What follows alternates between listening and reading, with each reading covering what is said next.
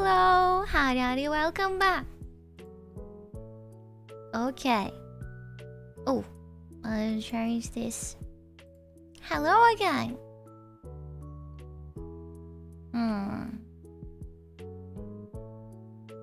Here we go. Hello. Okay, I think the background sound, the BGM is good. We're gonna keep the BGM. I don't know.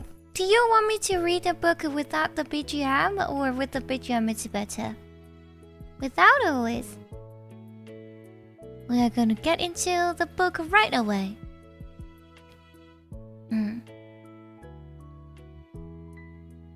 How I look? Thank you. Okay, because we did enough yapping earlier in the Zatsudan stream, so we are going to focus on reading now, okay? BGM sounds good? Without? Both the ways sound good?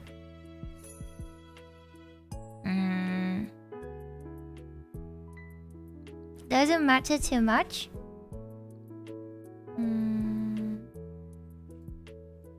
What about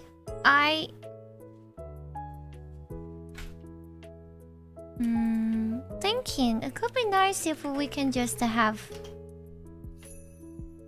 I don't know. Maybe I will just volume down a bit. Very, very low.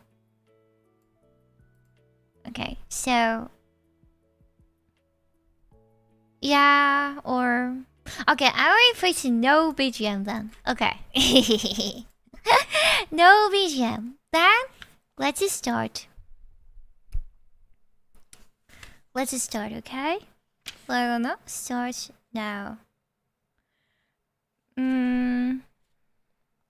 Short introduction. Okay. If cats disappeared from the world, how would the world change?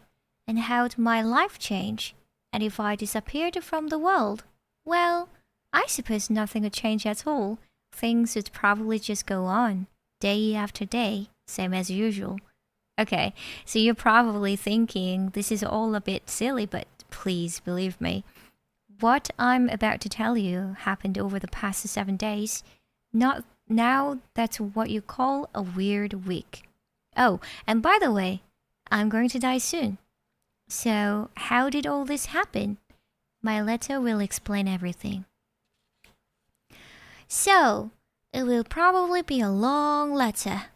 But I'd like you to bear with me until the end, because this will be my first and my last letter to you. It's also my will and testament. Monday. The devil makes his appearance. I didn't even have 10 things I wanted to do before I die. In a movie, I saw once the heroine is about to die, so makes a list of 10 things she wants to do before she goes. What's a lot of crap? Okay, so maybe you shouldn't be so harsh, but really, what even goes on a list like that? A load of rubbish, probably. But how can you say that, you might ask? Okay, look, I don't know, but anyway, I tried it, and it was just embarrassing. It all started 7 days ago. I had this cold I just couldn't shake, but I kept going to work every day anyway, delivering the mail. I had a slight fever, which wouldn't shift, and the right side of my head ached.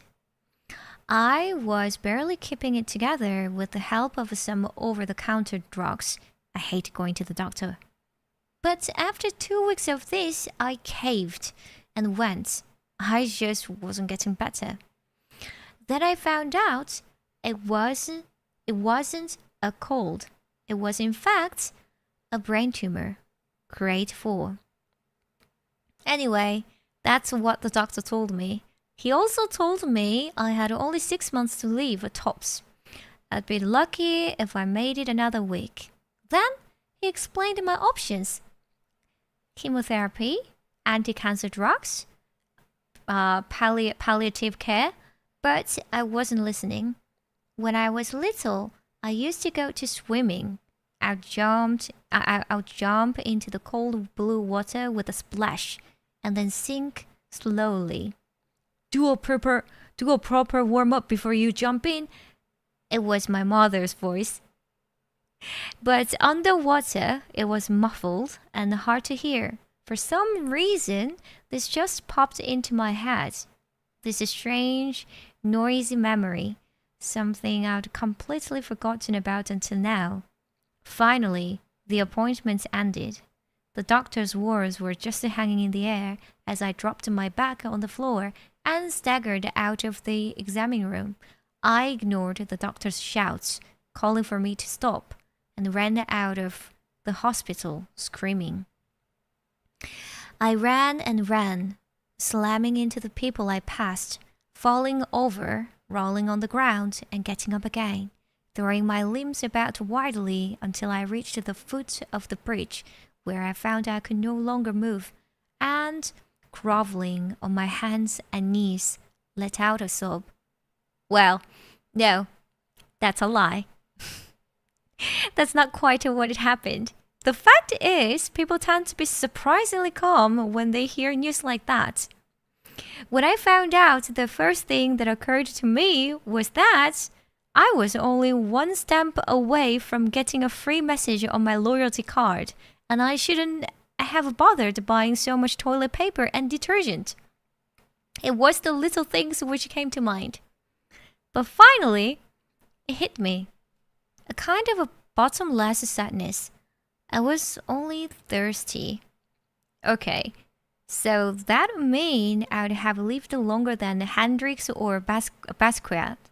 But somehow it felt like I had lots of unfinished business. There must be something. I don't know what, but something on this planet that only I could do. But I didn't really dwell on any of this. Instead, I wandered in a daze until I reached the station. A couple of young men were playing acoustic guitar and singing. This life will someday have to end, so until the final day arrives, do what you want to do it, do all you can. That's how you face tomorrow. Idiots.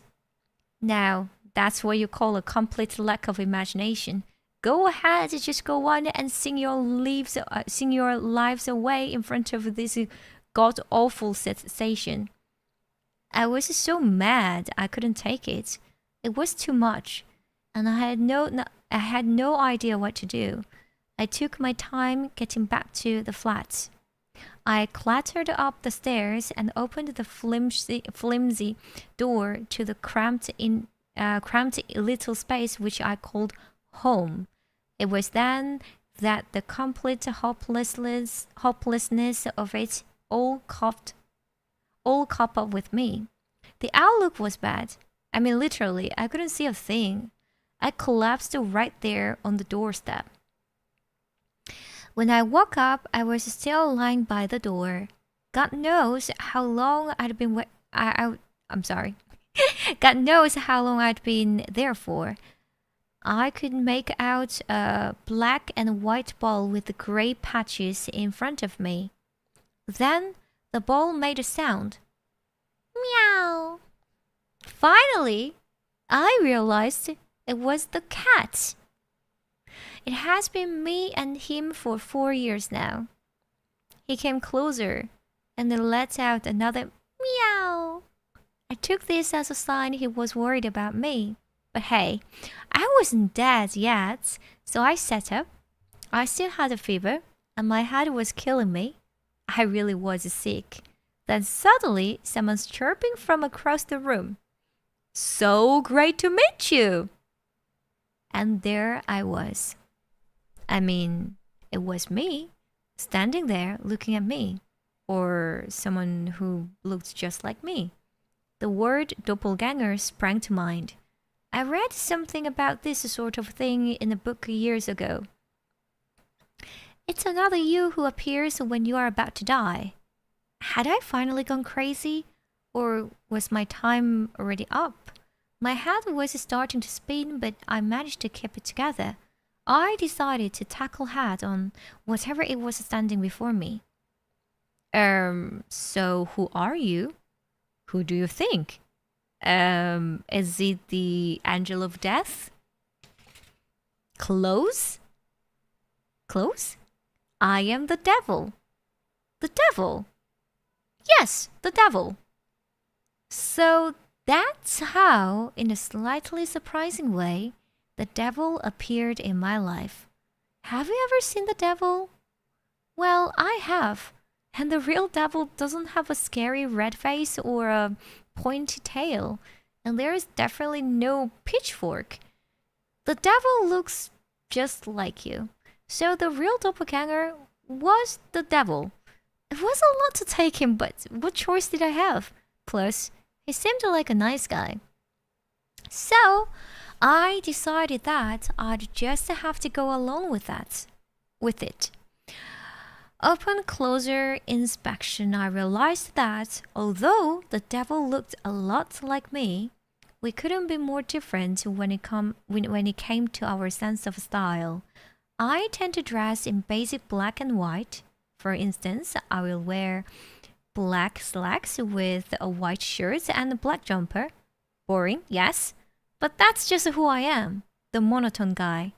I remember ages ago my mother getting fed up. There you go again, buying the same kind of clothes as usual.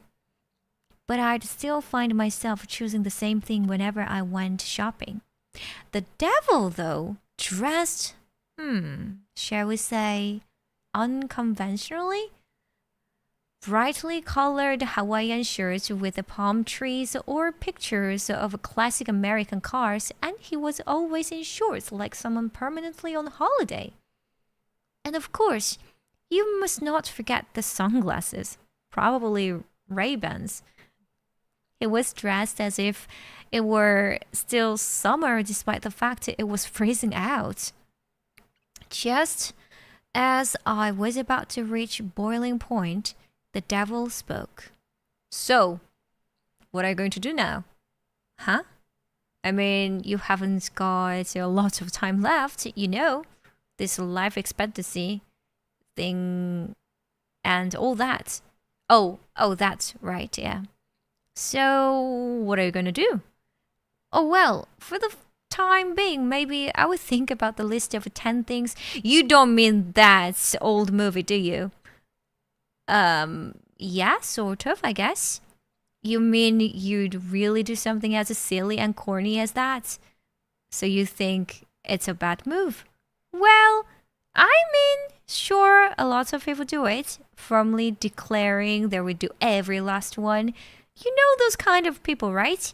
It's a kind of a phase everyone goes through at least once, though it's not as if you get a second chance.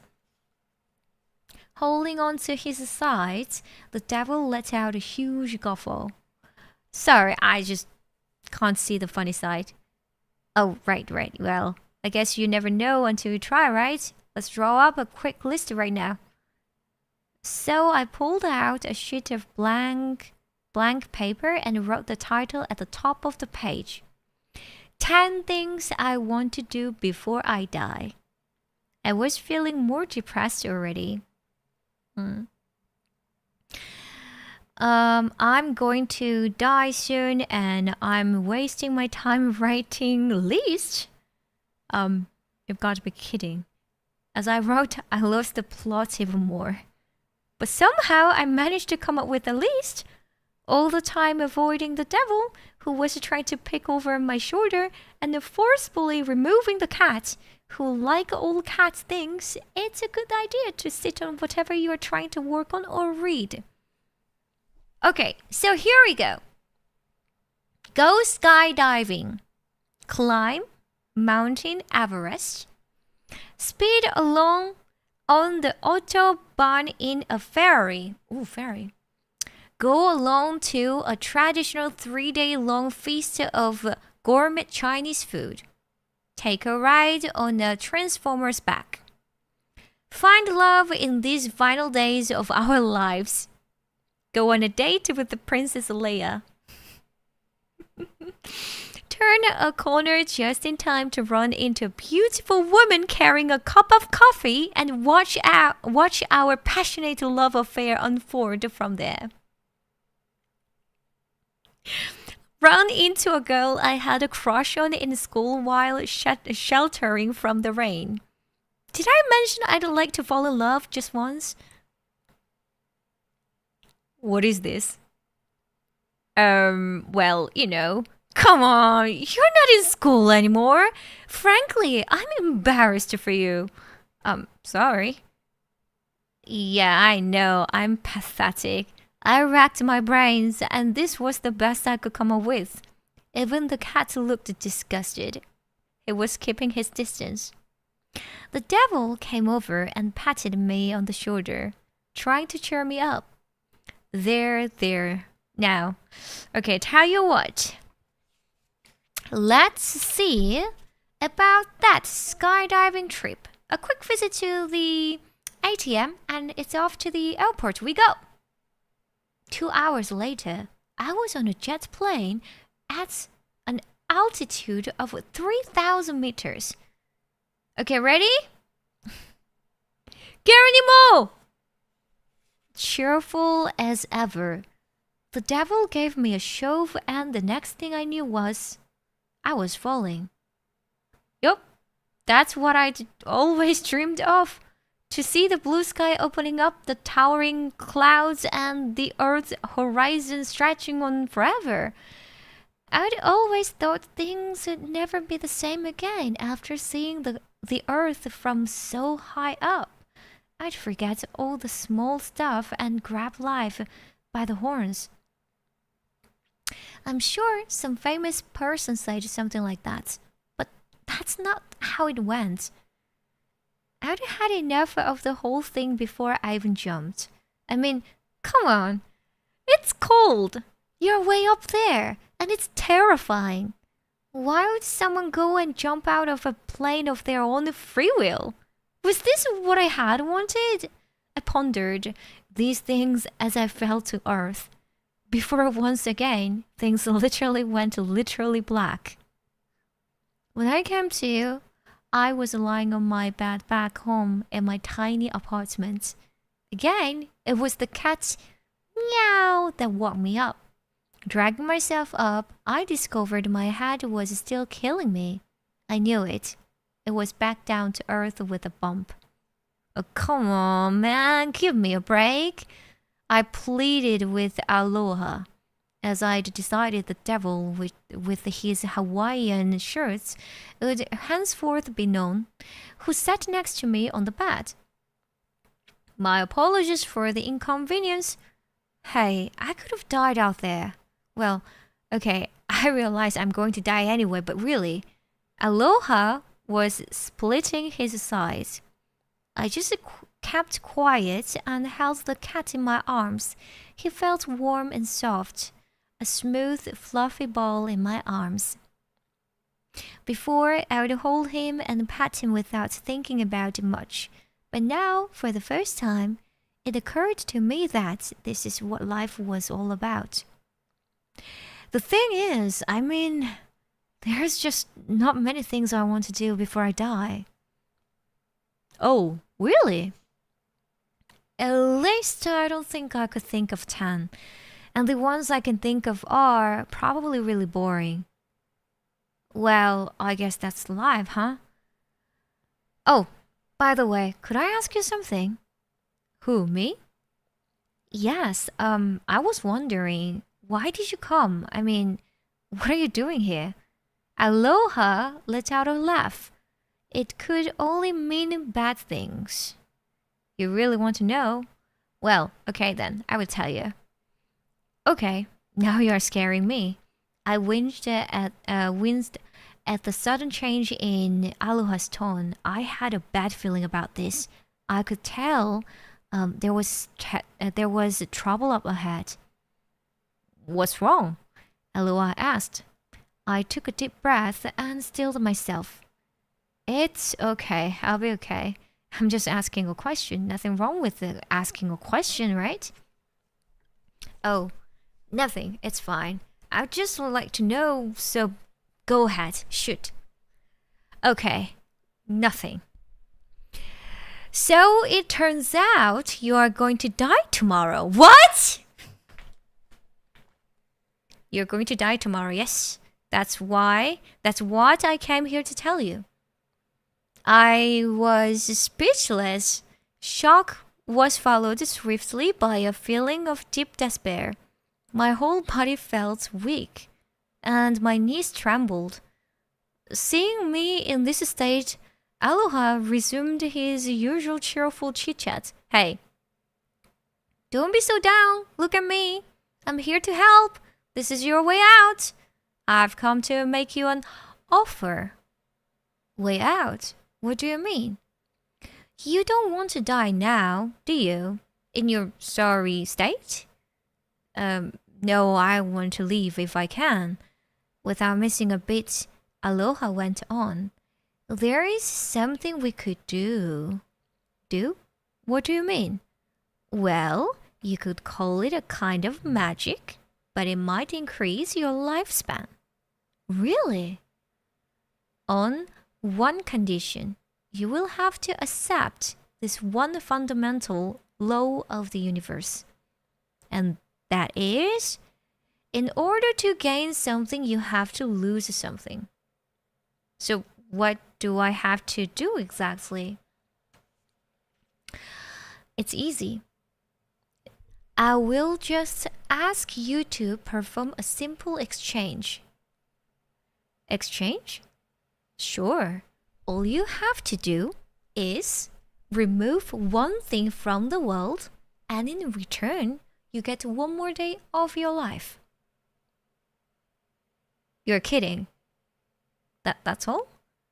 I may have been about to die, but I hadn't completely lost it yet. First of all, what gave Aloha the right to make such an offer?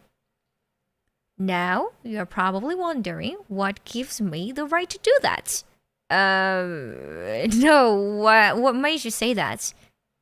Was he for real? Did he have ESP? Reading minds is the easy part. Hello, I'm the devil, remember? Okay. Anyway, we don't have much time. So you're going to have to get on board quickly. Are you with me? This is a real exchange we're talking about here. So says you. Okay then. Since you don't believe me, let me tell you how this exchange came about. Aloha made himself comfortable. You are familiar with the book of Genesis.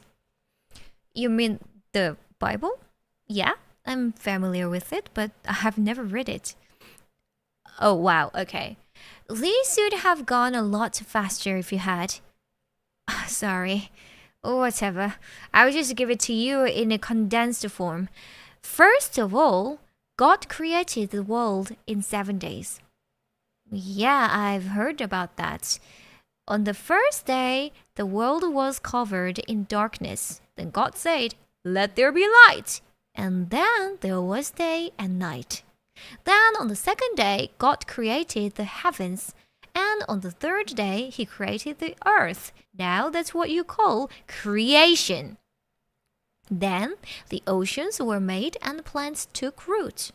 Pretty impressive, right? And then on the fourth day, he created the sun and the moon and the stars in the sky.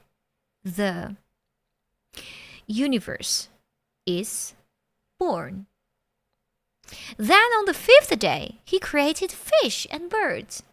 And on the sixth day, he created animals and made man in his own image. And finally, that's your cue.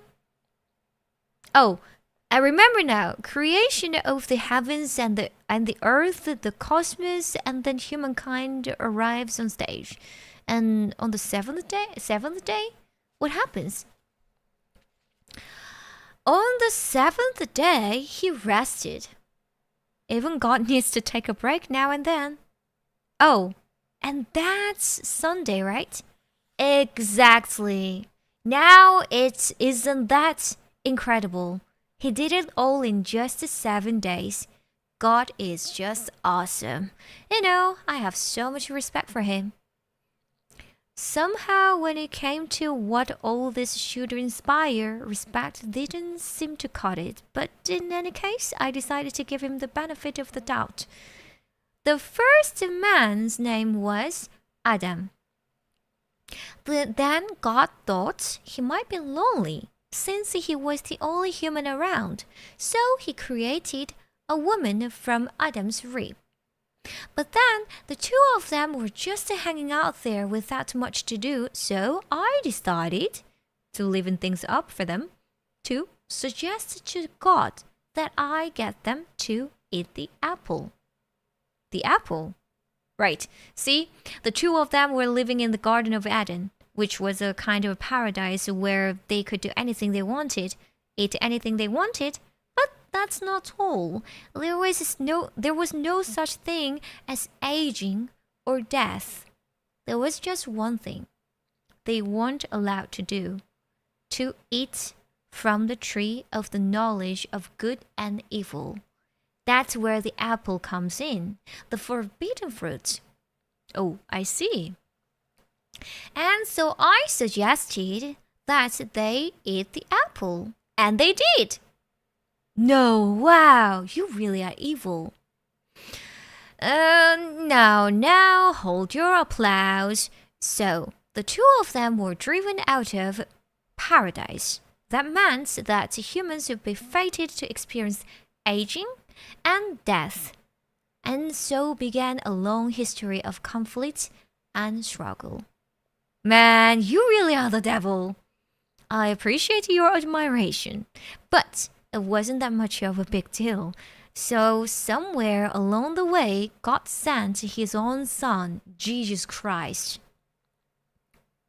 down to earth. But not even that could convince human beings to take a cold, hard look at themselves. Then to top it off, they go and kill this Jesus dude. Oh yeah, I've heard about the part. Then after that, human beings just became more and more selfish. They started to make all sorts of newfangled things. You know, all those little doodads you're not sure you really need, making more and more, going on and on. I'm beginning to see. So I made another suggestion, to God. So I say to him, look, how about I go down to earth and help those humans decide what it is they really need and what they don't need. And then I made a promise to God. I said, whenever those humans decide to get rid of something as a reward, I will extend their life for one day. I was given the power to do that. So, after that, I did a lot of searching, for people I could do business with. And so that's where you find me. I've made deals with all kinds of people. As a matter of fact, you are number 108. Number 108?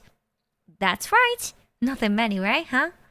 Only 108 people, 108 people in the whole world. You're pretty lucky, really. Simply by making one thing disappear from the world, you can extend your life by one day. Isn't it great? It had come out of nowhere and was such a ridiculous offer. He sounded just like the shopping channel on cable TV, desperate to sell you something. How can you extend your life by making such a simple swap? But on the other hand, setting aside for a moment that question of whether I accidentally... Setting aside for a moment the question of whether I actually believed it or not, I wasn't exactly in a position to refuse. Either way, I was going to die. I had no choice. So, to recap, by making something disappear from the world, I could live for one more day. Let's see now. That would be 30 items a month, 365 per year. It would be that simple. The world is basically drowning in crap. All those small, silly, useless things like the parsley they put on an omelette, Or the promotional packs of tissues that they give out in front of the train station? Or how about those lengthy user's manuals that come with your new fridge or washing machine? Or watermelon seeds? When you think about it, all kinds of unnecessary things spring to mind. When you weigh it up, there must be at least 1 or 2 million things the world could do without. If I was supposed to live to 70, that would mean I have 40 more years left on the clock. So if I get rid of 14,600 items, I could make it to 70 after all. And if I kept going, I might even be able to reach 100 or even 200 years old. Just like Aloha said, for thousands of years, humankind has done nothing but to make useless things. So, if something were to disappear, no one would notice.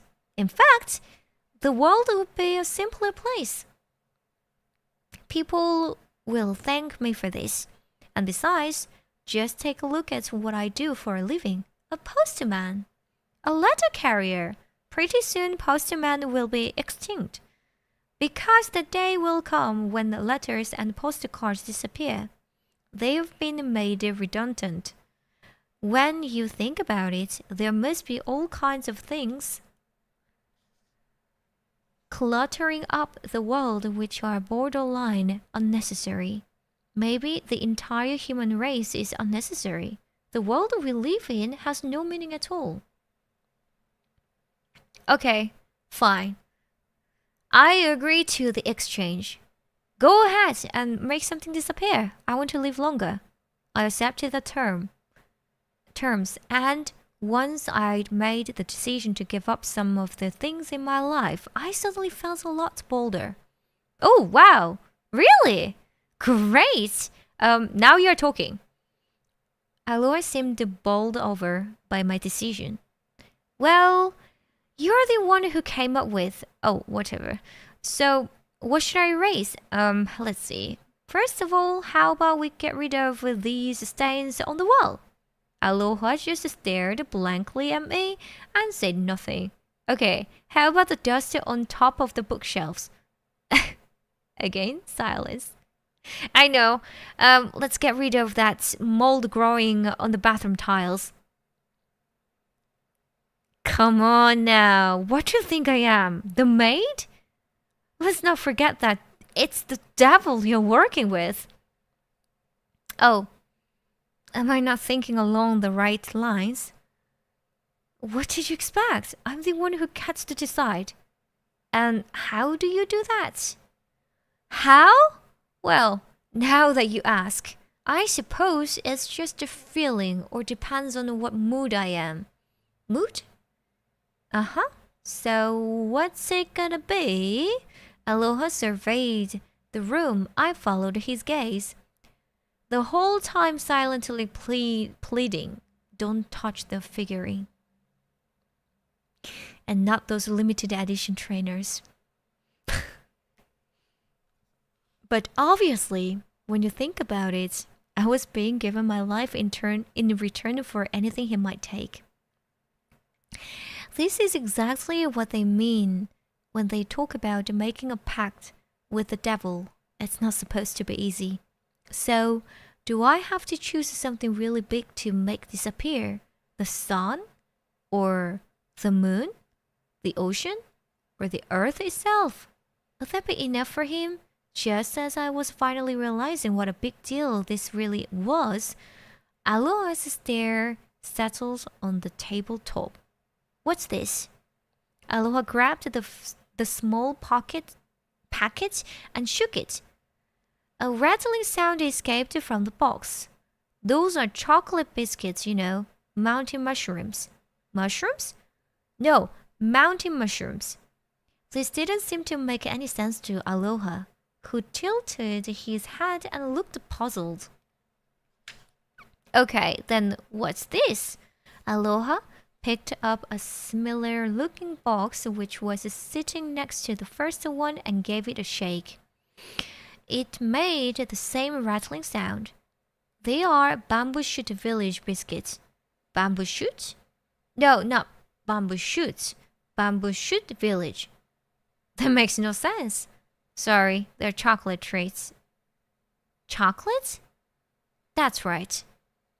I had won the boxes of chocolate in a raffle in the local shopping center a few days earlier.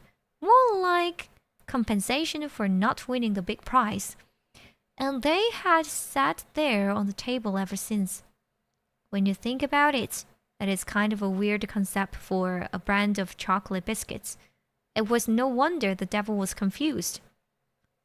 Oh yeah, I've heard about how much humans love chocolate, but I didn't realize they'd taken it this far. Why in the shape of mushrooms and bamboo shoots? Good questions.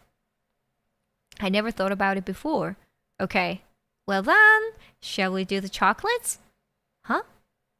We are deciding what's going to disappear from the world, don't you remember? Isn't that kind of a random choice? Well, it is your first go at this.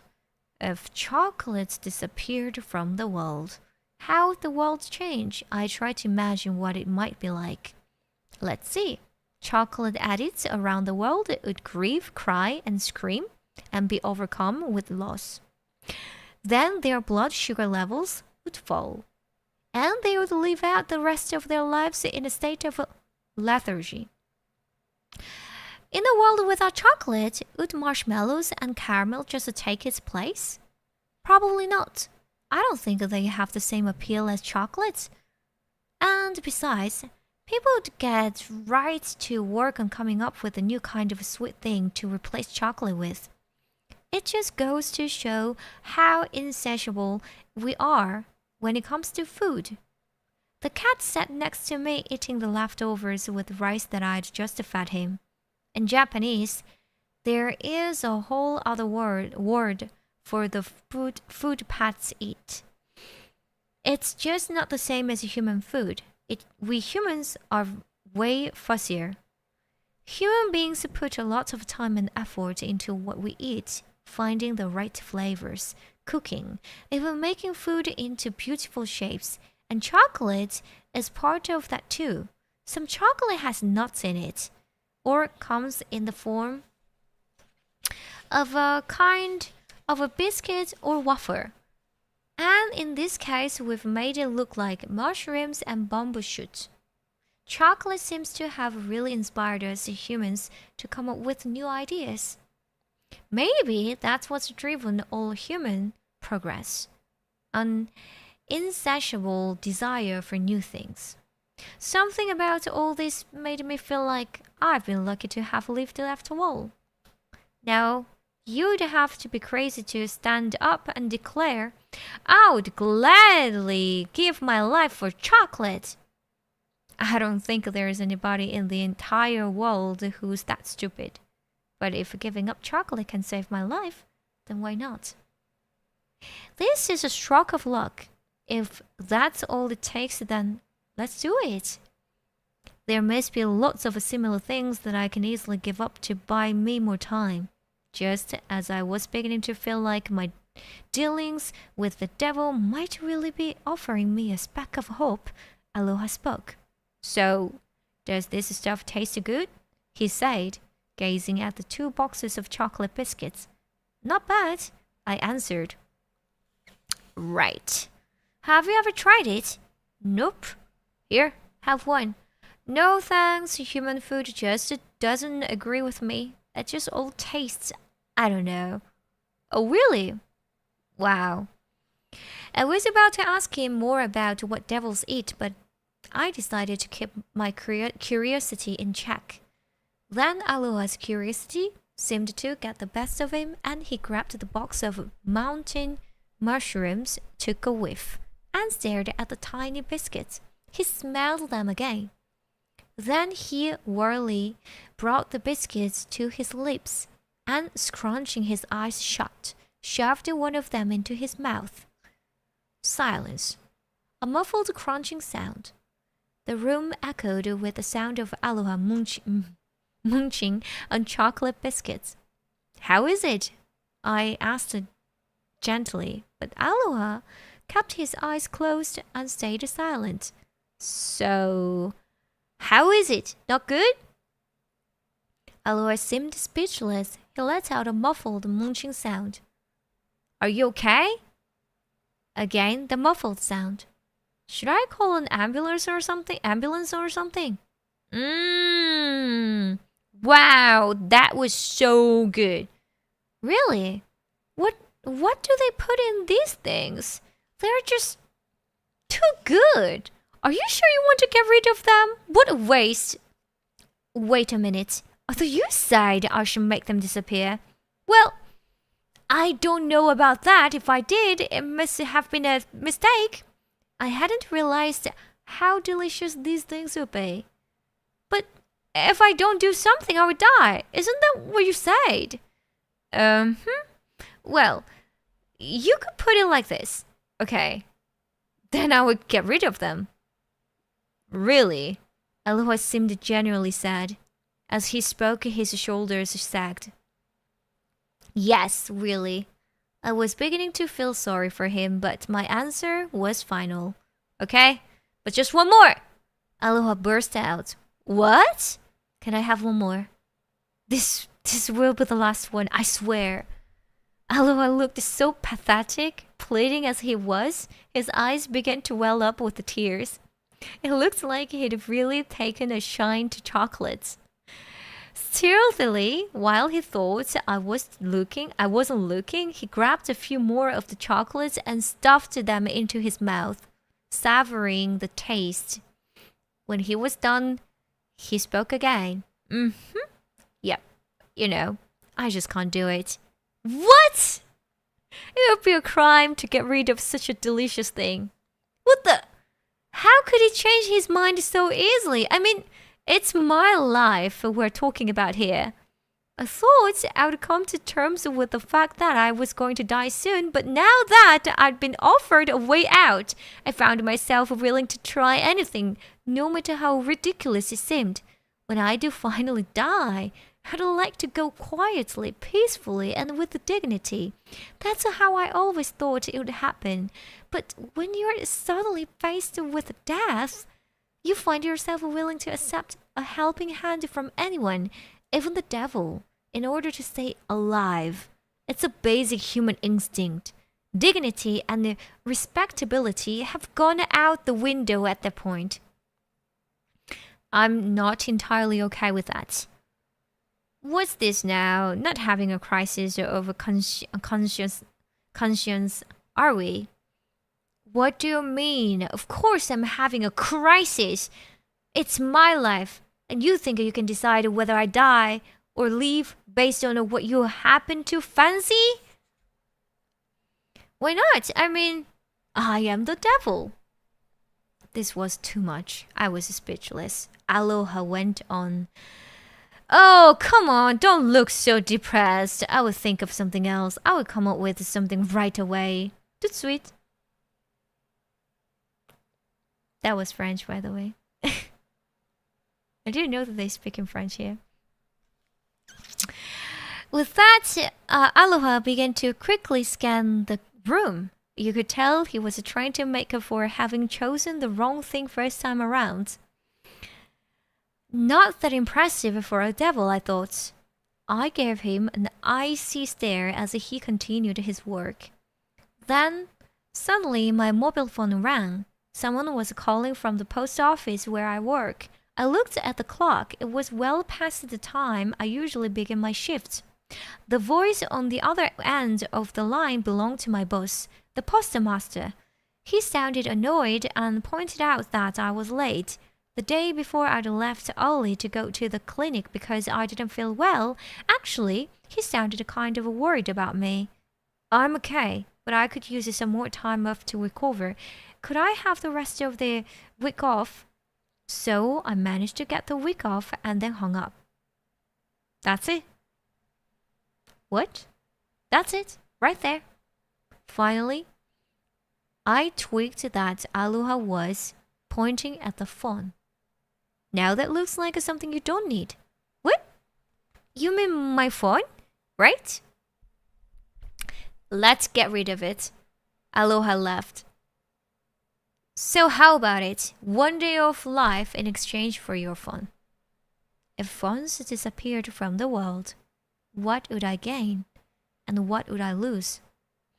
Just as my imagination was kicking into overdrive, Aloha came in uncomfortably close.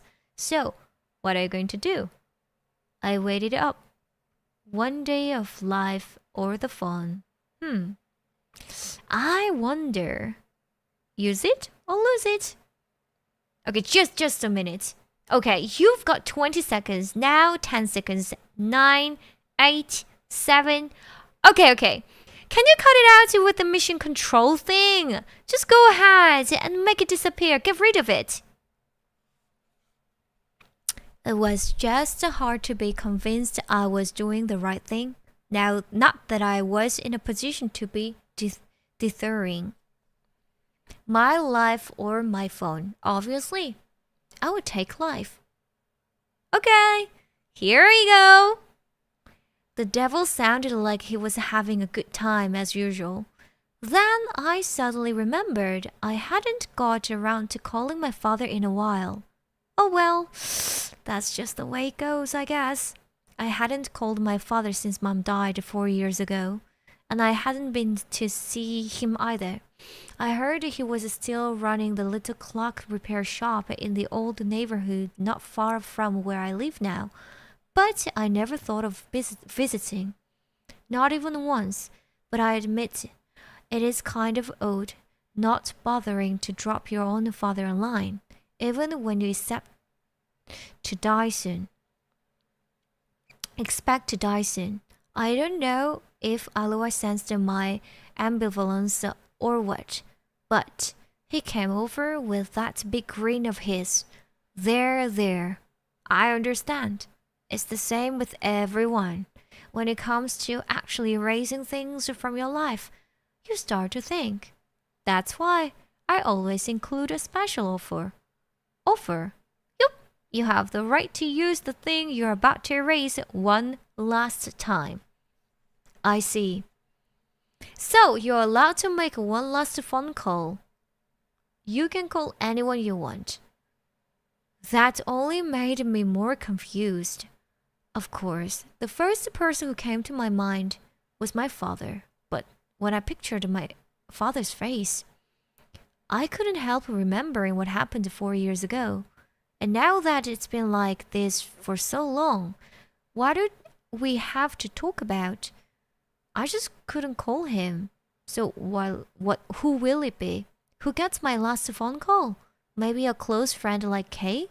He was definitely a great guy, and if only we could find the time to hang out again after all these years, I'm sure we would still get along great.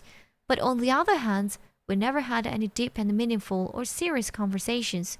How could Kay react if I suddenly called him to tell him that I'm dying, and that my phone is about to disappear, which is why I thought it would be best to call him now? He'd think I'd lost it. He'd assume it was a joke, and the call would be wasted. Not the way to use your last phone call. Back to the drawing board. So how about a close friend at work like W? He was always easygoing and helped me out a lot. He was a bit older than me, always willing to give me some advice, whether it was work-related or general life advice. He was like my work big brother, but I don't know, it's the middle of the working day and all. I don't really want to bother him.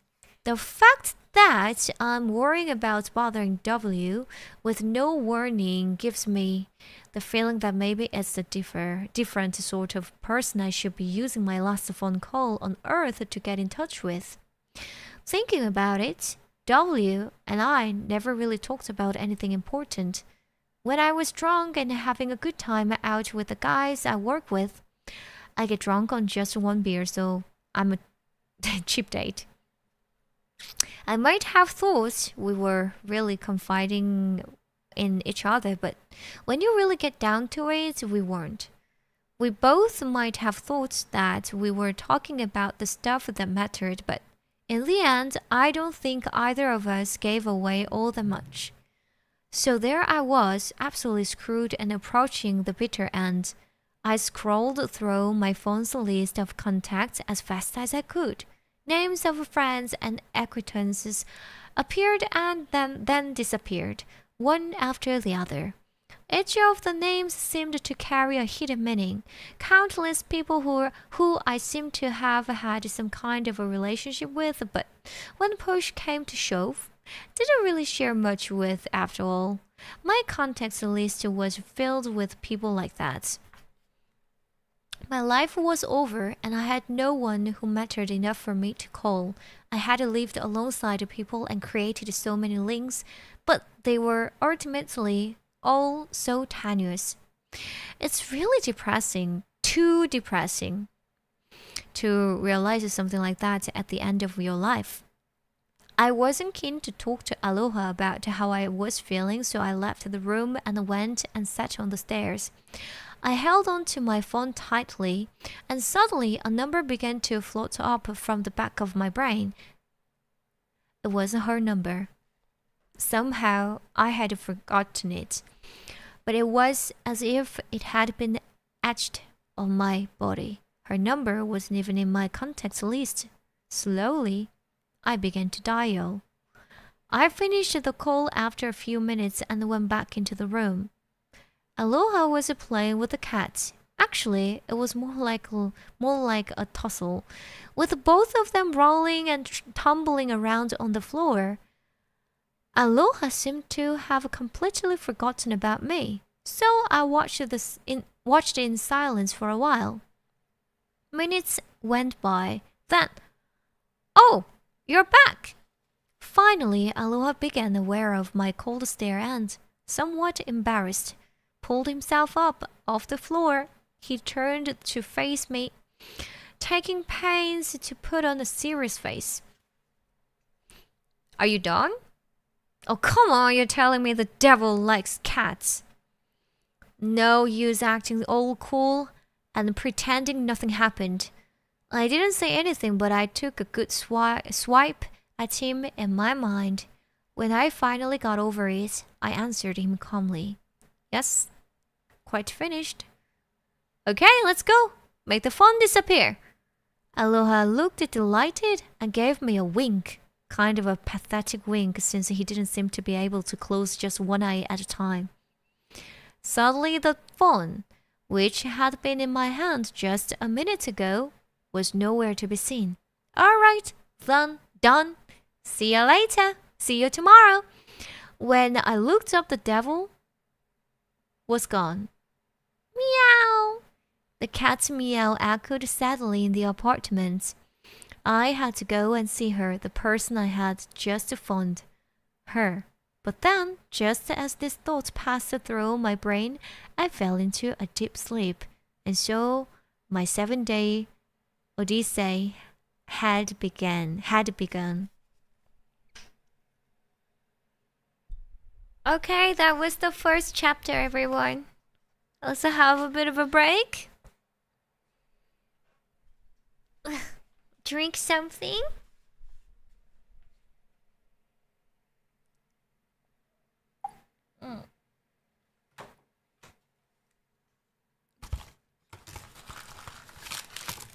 Hydrate. Eat something. Quite of a story, right? There.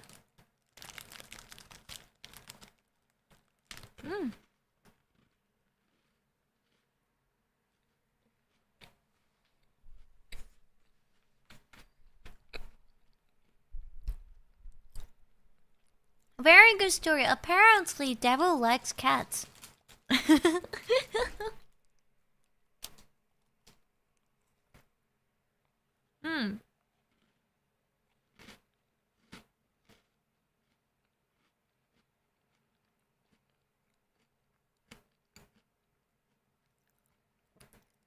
Oh.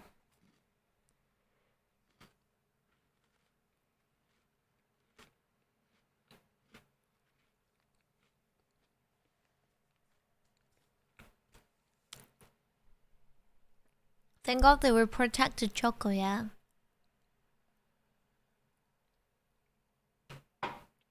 Wow. I like this story, really.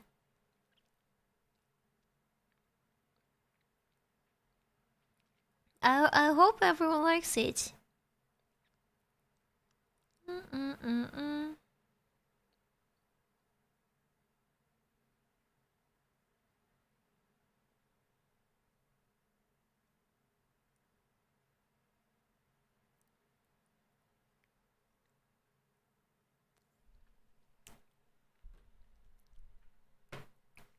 Ooh. Interesting so far. That's good. That's good. Okay. This will become sad, won't it? I'm not sure. Let's figure out, okay? We're going to now Tuesday. Tuesday, in it. We're starting the Tuesday now. Tuesday. If phones disappeared from the world. My roommate is a cat. You know that old story by Soseki Natsume, I am a cat? It's something like that, but not quite. Not quite. The cat's name is Cabbage. You might have forgotten all about this by now, so why don't I try and jog my memory? I was 5 when my mother found the abandoned kitten and brought it home with her. It poured with rain that day, and the kitten had been left in a cardboard box by the side of the road. Mom found it on her way home from the supermarket. The poor thing was soaked. Printed on the side of the box were the words Nagano lettuce. And so after my mother had got the kitten home and dried it off with a towel, she announced, "This little boy's name is Lettuce." This was pretty unusual. My mother had never liked animals. It took her a while to get used to stroking Lettuce. And at first, she was a bit clumsy. So, in the early days, I helped her to take care of the cat until she got used to him. To make matters worse, Mom found out that she was allergic to cats. The sneezing just wouldn't stop. For a whole month, the tears and sniffling went on and on. But she never considered giving the cat away. "I can't let him go. He chose me." Then she'd wipe her flushed, puffy face and carry on caring for the cat. And then one day, about a month later, Mom's cat allergy suddenly disappeared.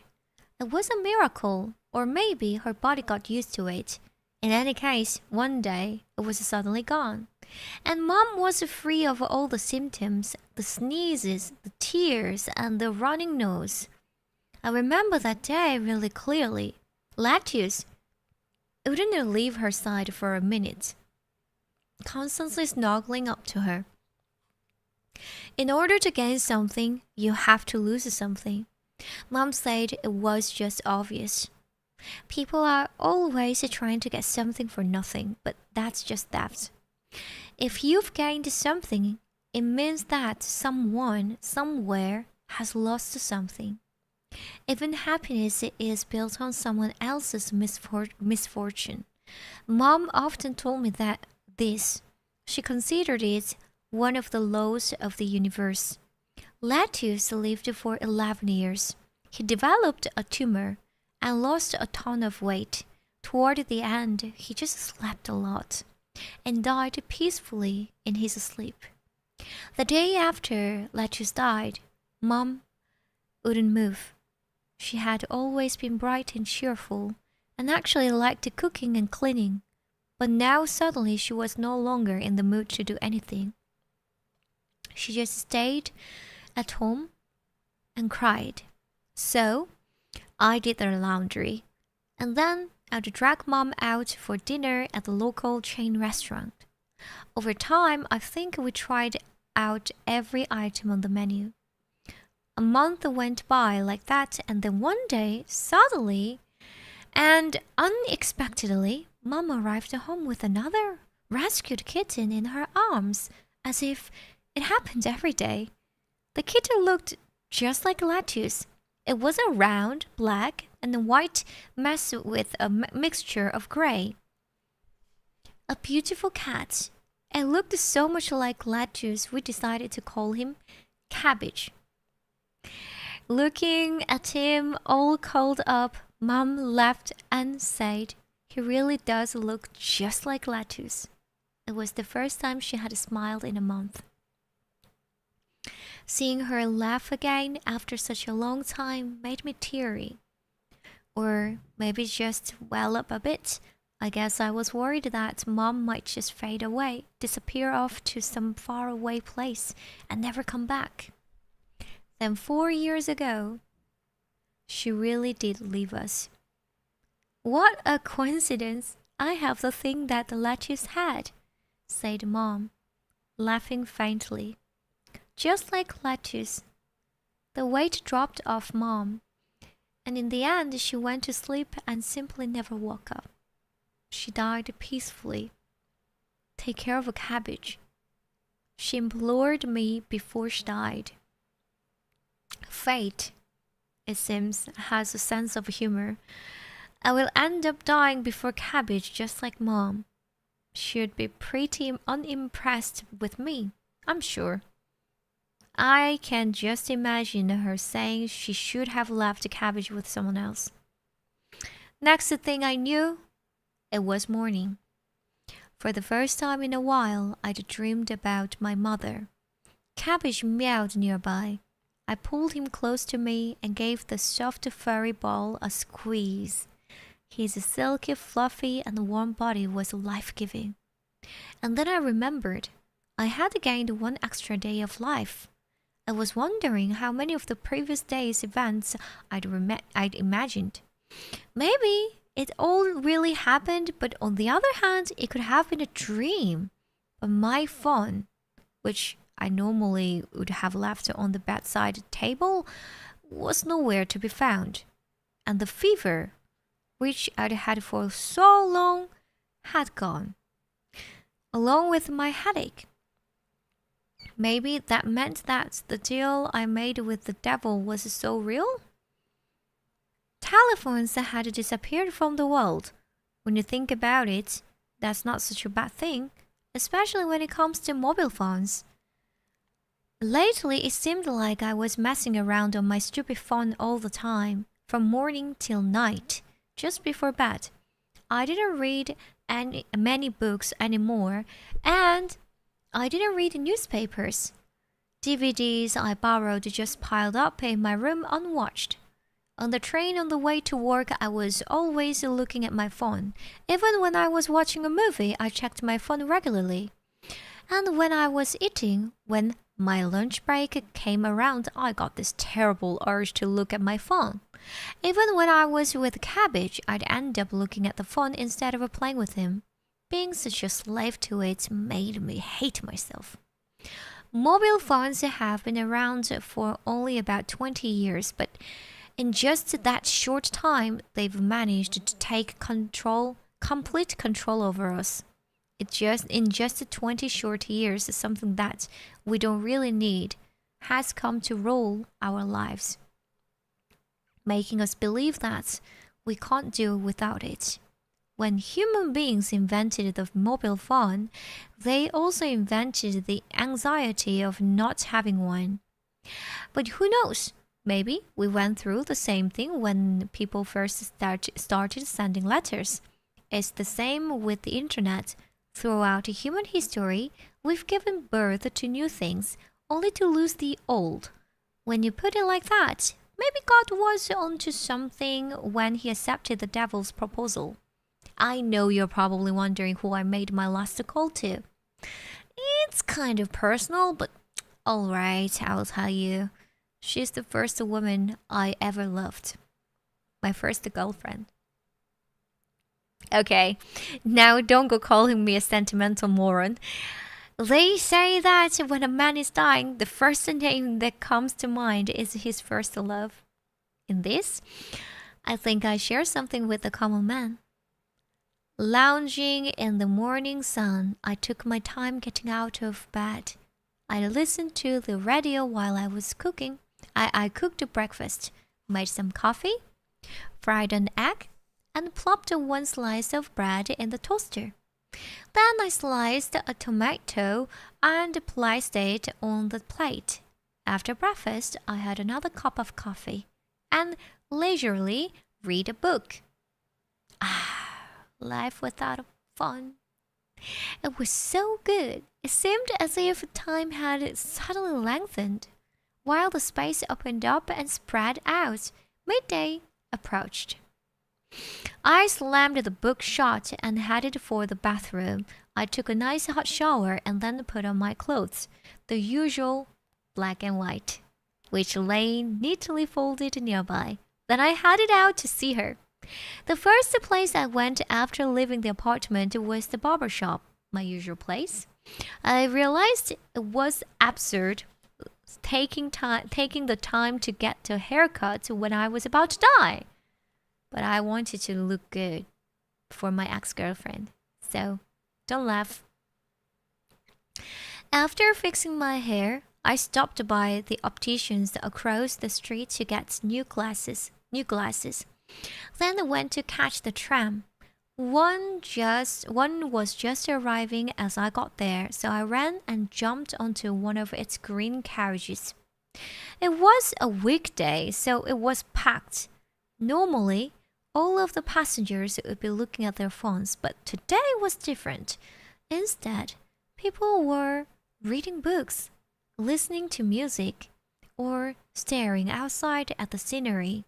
People seemed to have no trouble finding something to fill their free time. Their facial expressions seemed cheerful somehow. Why do people look so serious when they're checking their phones? It seemed so calm inside the tram without those contraptions. Not only had I won an extra day of life for myself, it looked like I'd also done the world a big favor.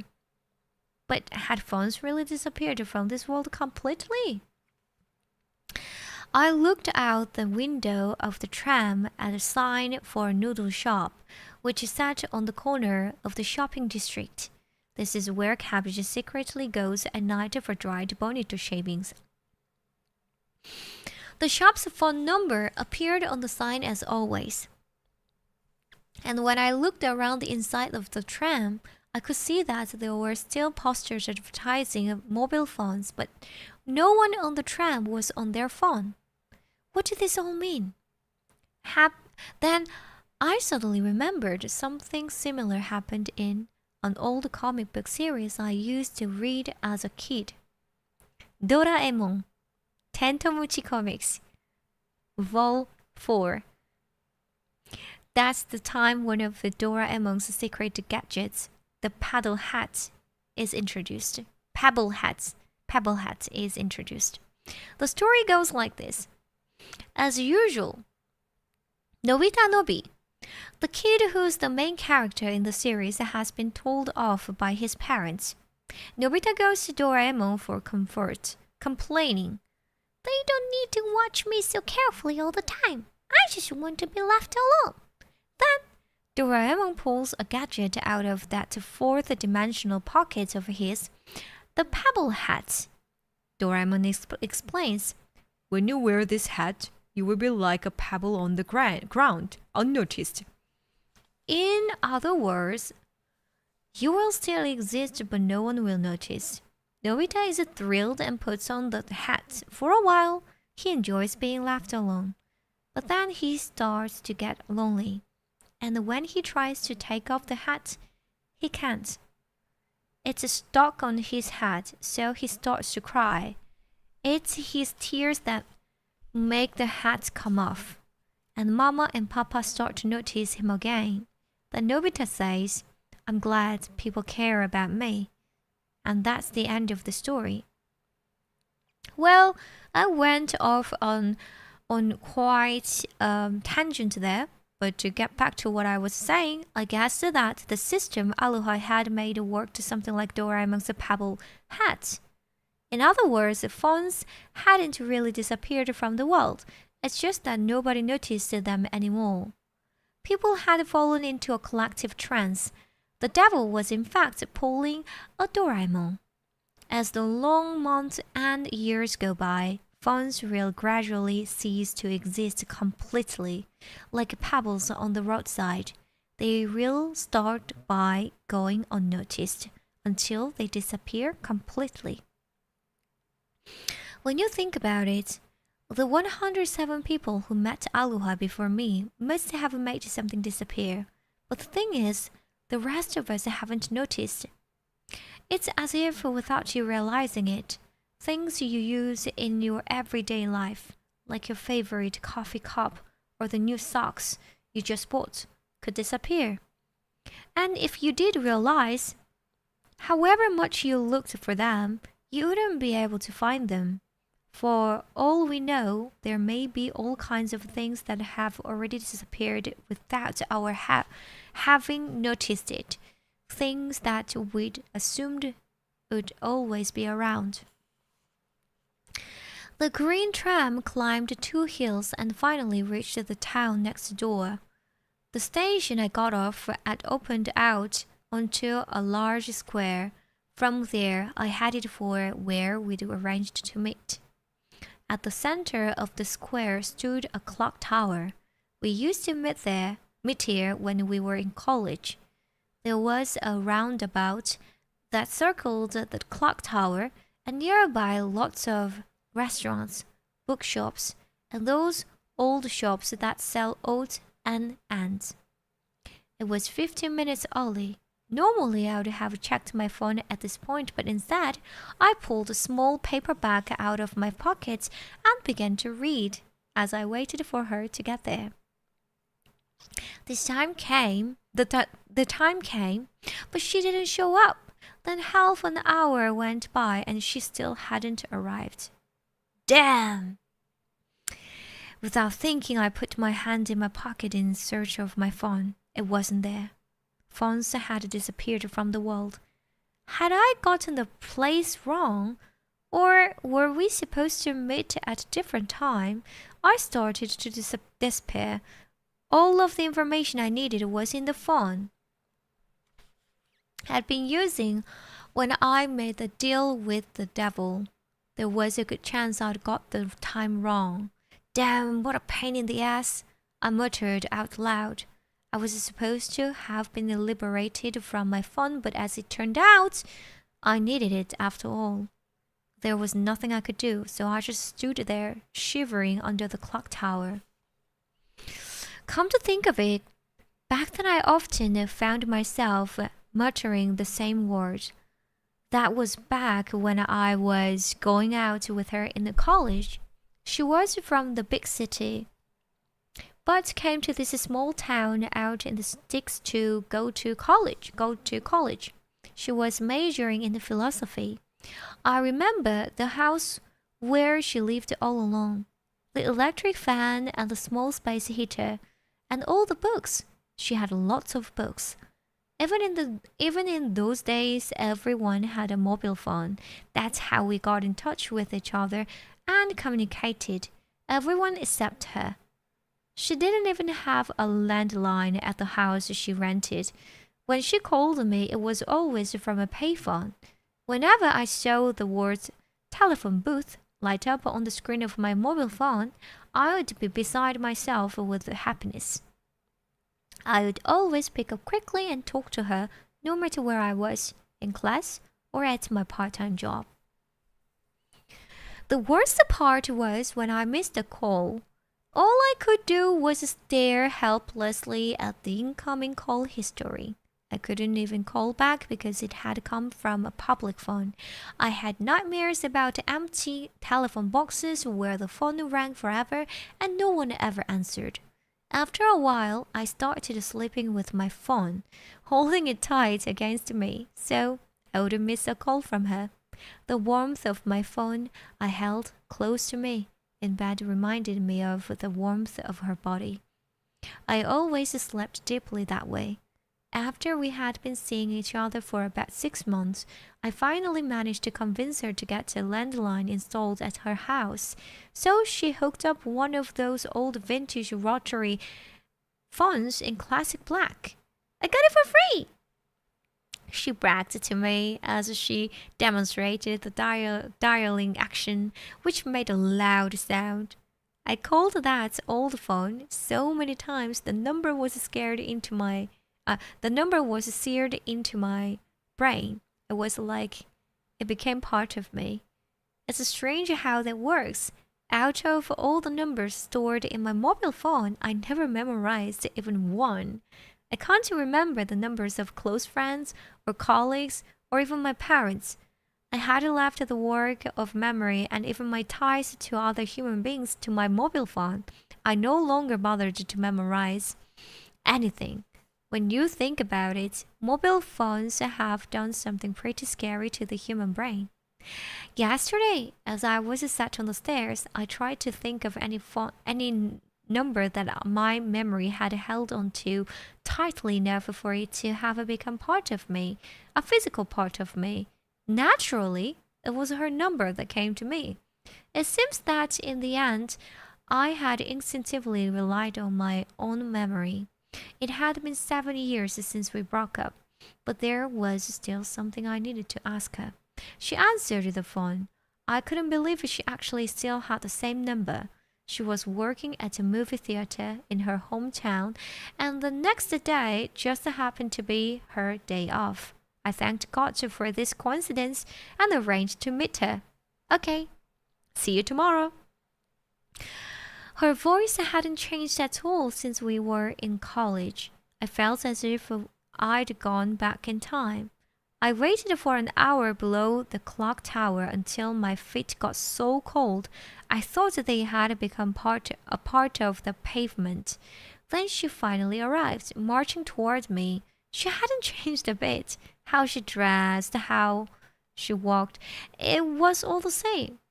The only thing that was different was that she had cut her shoulder length hair and now wore it short.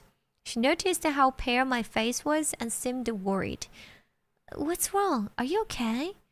It was kind of disappointing being asked if I was okay instead of something like, how have you been? Or long time no see. Having not seen each other for such a long time, we talked a bit, and it turned out that I had arrived an hour early. When I said, "Damn, what a pain in the ass," she replied, "Oh really? Why?" "I'm probably going to die soon." I told her about my predicament in a nearby cafe. She remained silent for a while, sipping leisurely on her cocoa. Then, looking up at me, she said, "Is that so?" This took me by surprise. Her response seemed a little glib, to say the least. I had imagined 3 possible responses in order of a preference. They go like this. Why? What happened? Is there anything I can do? Just say it. I would do anything. Remain silent for a moment and then burst into tears. Her reaction left something to be desired. On the other hand, when I think about it, even I acted pretty calm when I was told I didn't have long to live. The whole thing seemed kind of surreal, even to me. So why should I be surprised if other people don't seem shocked, disappointed, or sad? I wonder why people always expect things from others that they themselves can't or won't do. Did I want her to be shocked or sad? But why so sudden? I just found out it's cancer. Oh, that's terrible. But you don't seem upset at all, so I guess people are actually pretty calm when they hear that they might die soon. Of course, I couldn't exactly tell her that the devil was helping me to buy more time. I don't think there's anyone who would want his first love to think he's lost his mind when he's on the brink of death. And besides, that wasn't what I came to speak to her about. And so, what? Since I might die soon, I feel the need to find out more about myself, to reach some kind of understanding. Is that so? I mean, I guess I need to know if my life had any meaning. Yeah, I guess you'd wonder about that. Well, yeah. So that's why I wanted to talk about us. I mean, our history. I remember all sorts of things about us, but I wanted to ask you what you remember, even the little things. I realized I'd been talking very fast, and then discovering that my coffee had gone cold, I downed the rest of it in one go. She didn't seem pleased. Well, if that was the case, you should have given me some advance warning. She stopped and looked deep in thought. Suddenly, I felt really awkward, so I went to the bathroom and took my time getting back to my seat. Now, that's something I do remember. What? You always went to the bathroom a lot. This was her first offering. And you always took a really long time for a man. What? So, that was it. Uh-huh. No warm-up. Straight to it. And besides, she'd never mentioned it before. But now that I think about it, I do go pretty often and take quite a long time. That's because I tend to start thinking about things while I'm in the bathroom, to the point where I sort of drift off. Then I take a long time washing my hands afterwards and walking back from the bathroom and so on. It seems like she hardly ever went to the bathroom. And whenever we used public toilets at the same time, she'd always be out first and waiting for me. Oh, and you always sighed a lot. I was always thinking how awful life must be for you. Was it really like that? And you weren't much of a drinker. Couldn't take your liquor. Jeez, sorry. Oh yeah, and whenever we went to a restaurant, you could never decide what to order, even though you're supposed to be the man. And then you'd always end up ordering the same thing anyway, curry rice. And whenever I got angry, you'd sulk, and take a really long time to get over it. After blurting all of this out, she looked pretty pleased with herself and went back to casually sipping her cocoa. Wow. So, this is what I have to listen to as I approach the end. Did my life have any meaning? Was it worth the effort? This seemed pretty harsh. So this is what you remember about the man you once loved? Or maybe it's not so strange. Women are always unforgiving and unsentimental about men in their past. That must be it. At least that's what I told myself. Alright, and one more thing. Whenever you fought, you'd talk a lot, but then when we met in person like this, you didn't have much to say.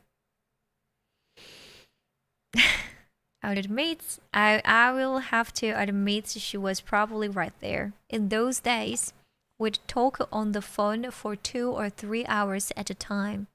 And we only lived a 30 minutes walk from each other. Every now and again, we'd talk on the phone for 8 hours straight. And then we'd laugh, saying if we were going to talk for that long, we should have just spent the day together. But then when we actually did spend time with each other, we didn't seem to have much to talk about. On the phone, it seemed more intimate. Even though we weren't with each other, and we'd have the most involved conversations over even the small things. Even so, her judgment of me seemed a bit negative. Don't I deserve more than that now, when the end is near? I kept on going, even though my heart was breaking.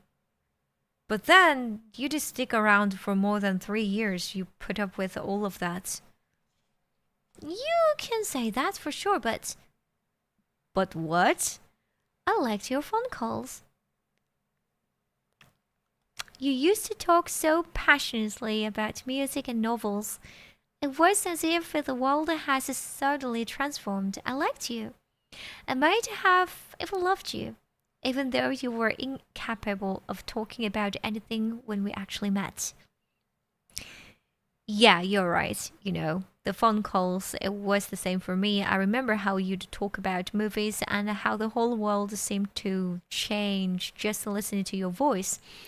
This seemed to break the ice, and we rambled on endlessly after that. Mostly we talked about old times and people we knew back then, like the skinny kid who had now grown incredibly fat, or that girl who was a plain Jane and really stern, but who married right out of college and now had 4 children. The next thing we knew, it had got dark, so I walked her home. She lived in a little room above the movie theater where she worked. So you finally did it. You married the movies. She laughed at me. Now, you're not allowed to joke about that kind of thing. So how's your father? She asked me as we strolled along the cobbled street. I don't know. Still haven't made up? I haven't seen him since my mother died. Your mother always said she wanted the two of you to get along. I guess we just weren't able to live up to her expectations. After we had been seeing each other for about 6 months, I took her home to meet my parents. My father didn't even come out of his shop to say hello, but my mother really took to her. Mom served cake and then cooked a meal, and then served more cake after that. She wouldn't let her go home. I always wanted a daughter, my mother told her. Mom had only brothers and no sister. Even the cats, lettuce, and cabbage were male. After that, the two of them used to go out together without my knowing. Your mother was very special, she said, smiling. What do you mean? When a new restaurant opened, she'd get all excited and invite me to go out with her. She taught me how to cook. We'd even go to the beauty salon together. Huh? You went to the beauty salon together? I never knew. Mom died 3 years after we broke up, but my girlfriend still came to the funeral. She shook and cried and held on to cabbage until it was all over. I think she'd sensed how confused and upset Cabbage was as he went pacing back and forth through the house. After we broke up, Mom would always say, "No, she was a good catch, that one," making sure to slip it in every time I saw her. When I saw how my girlfriend held Cabbage at the funeral, I think I finally understood what my mom had meant. How's Cabbage? He's doing fine. But what are you going to do about him? Who will take care of him when you die? I'm thinking about it. I will find someone. Well, let me know if you can't find anyone. Thanks. At the foot of the steep hill we were making our way down, I could see the movie theater's sign all lit up. Years had gone by since I last saw the place, and now it seemed so small. I first saw it as a student, and it seemed big and colorful. It was the same with the clock tower in the square. The neighborhood remained for the most part unchanged. The real estate office, restaurants, the prep school, and the flower shop. The only difference was that the supermarket had been done up. But now the town I used to know felt like a miniature model, as if it had shrunk in size. Or was it that the way I saw things had become bigger? There was something I wanted to ask you. I trailed off. What? Why do you think we broke up? What made you want to know all of a sudden? I guess there must have been some specific reason, but I can't seem to remember now. Actually, I had been planning to ask her about this the whole time, about why we broke up. Maybe we just got bored, or our feelings got worn out. But I couldn't for the life of me remember what it was exactly that finally drove us apart. So, do you remember? For a while, she didn't respond, and then, turning to face me suddenly, fired off a series of questions. Okay, what's my favorite food? What a random question. The seconds ticked by. Let me think. Is it deep fried shrimp? Wrong. It's a corn tempura. Hey, but I was close. They are both fried foods, but wait a minute. What was she getting at with all this? Okay then. What's my favorite animal? Wait, let's see now. Japanese monkey. Oh, right. Then, what's my favorite drink? What was that? I had no memory of it at all. Oh, sorry, I gave up. I give up. Cocoa. What I was drinking back there at the cafe, you've forgotten already. Right. Now I remembered, she loved corn tempura and always ordered it when the corn was in season.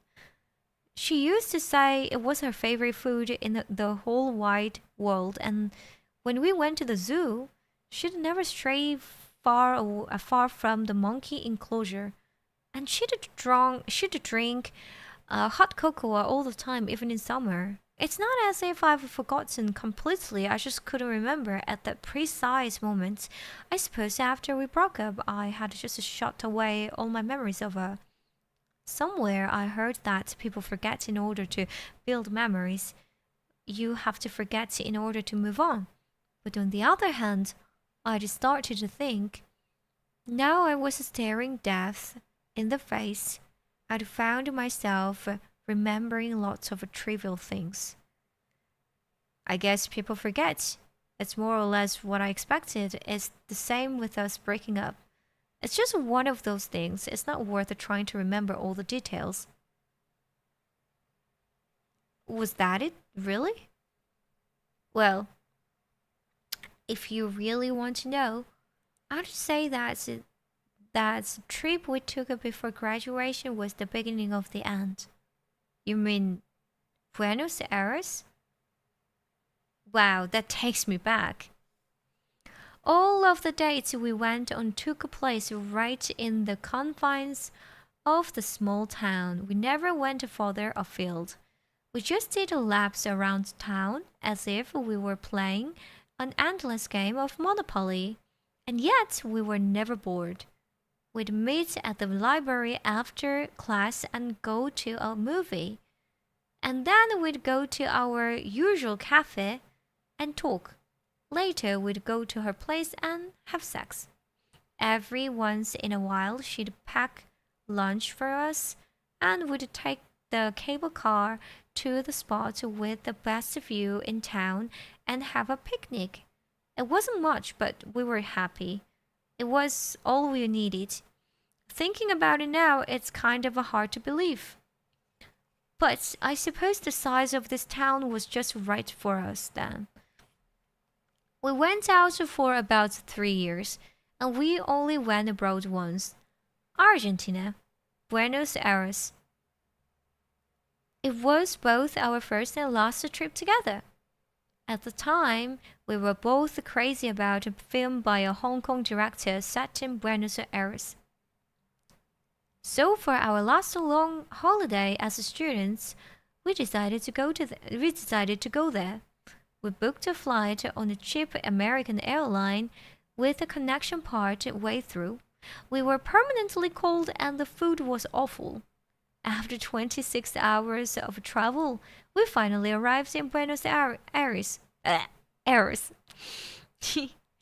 From Ezeiza International Airport, we took a city cab to El Centro.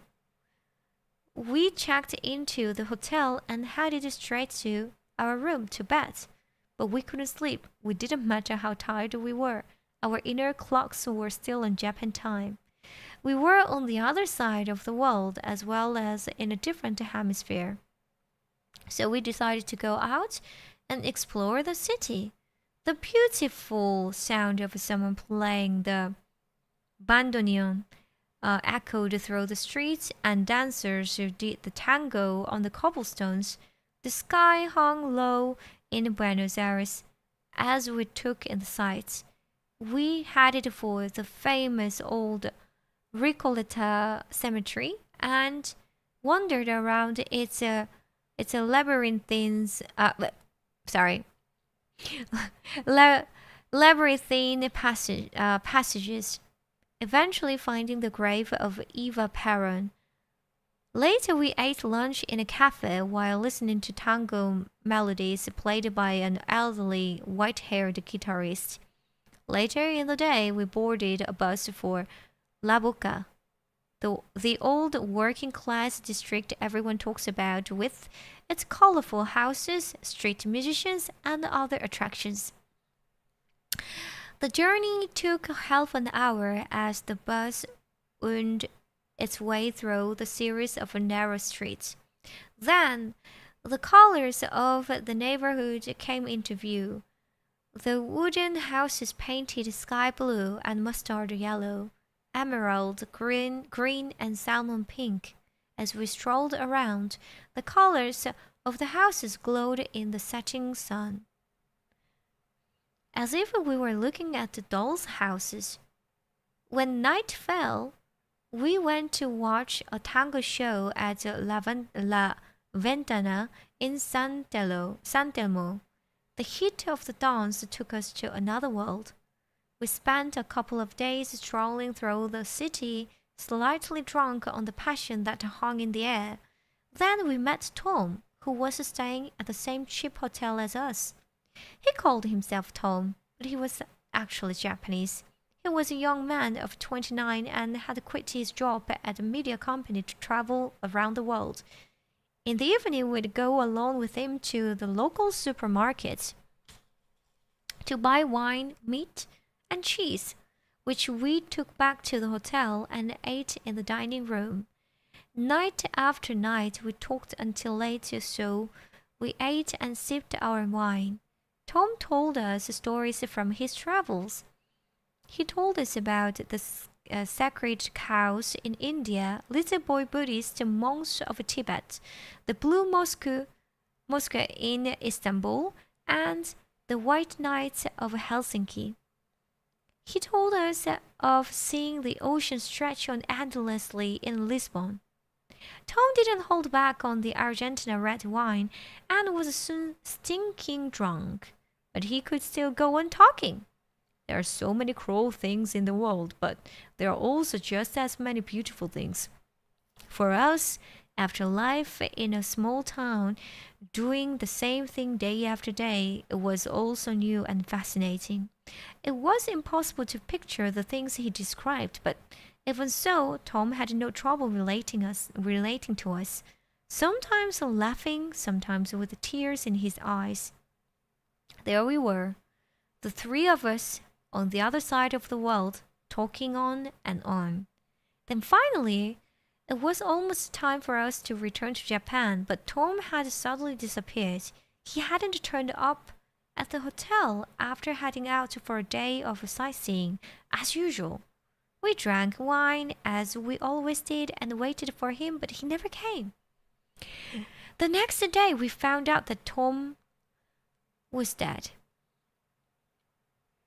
He had taken a trip to the border between Argentina and Chile to see a historical site with a statue of Christ, and the bus he was on drove off a cliff. It was like a dream. It didn't feel real. I could still see Tom coming into the dining room with a bottle of wine in one hand saying, "Come on, time for a drink." But now Tom wasn't coming back. We spent the day feeling stunned.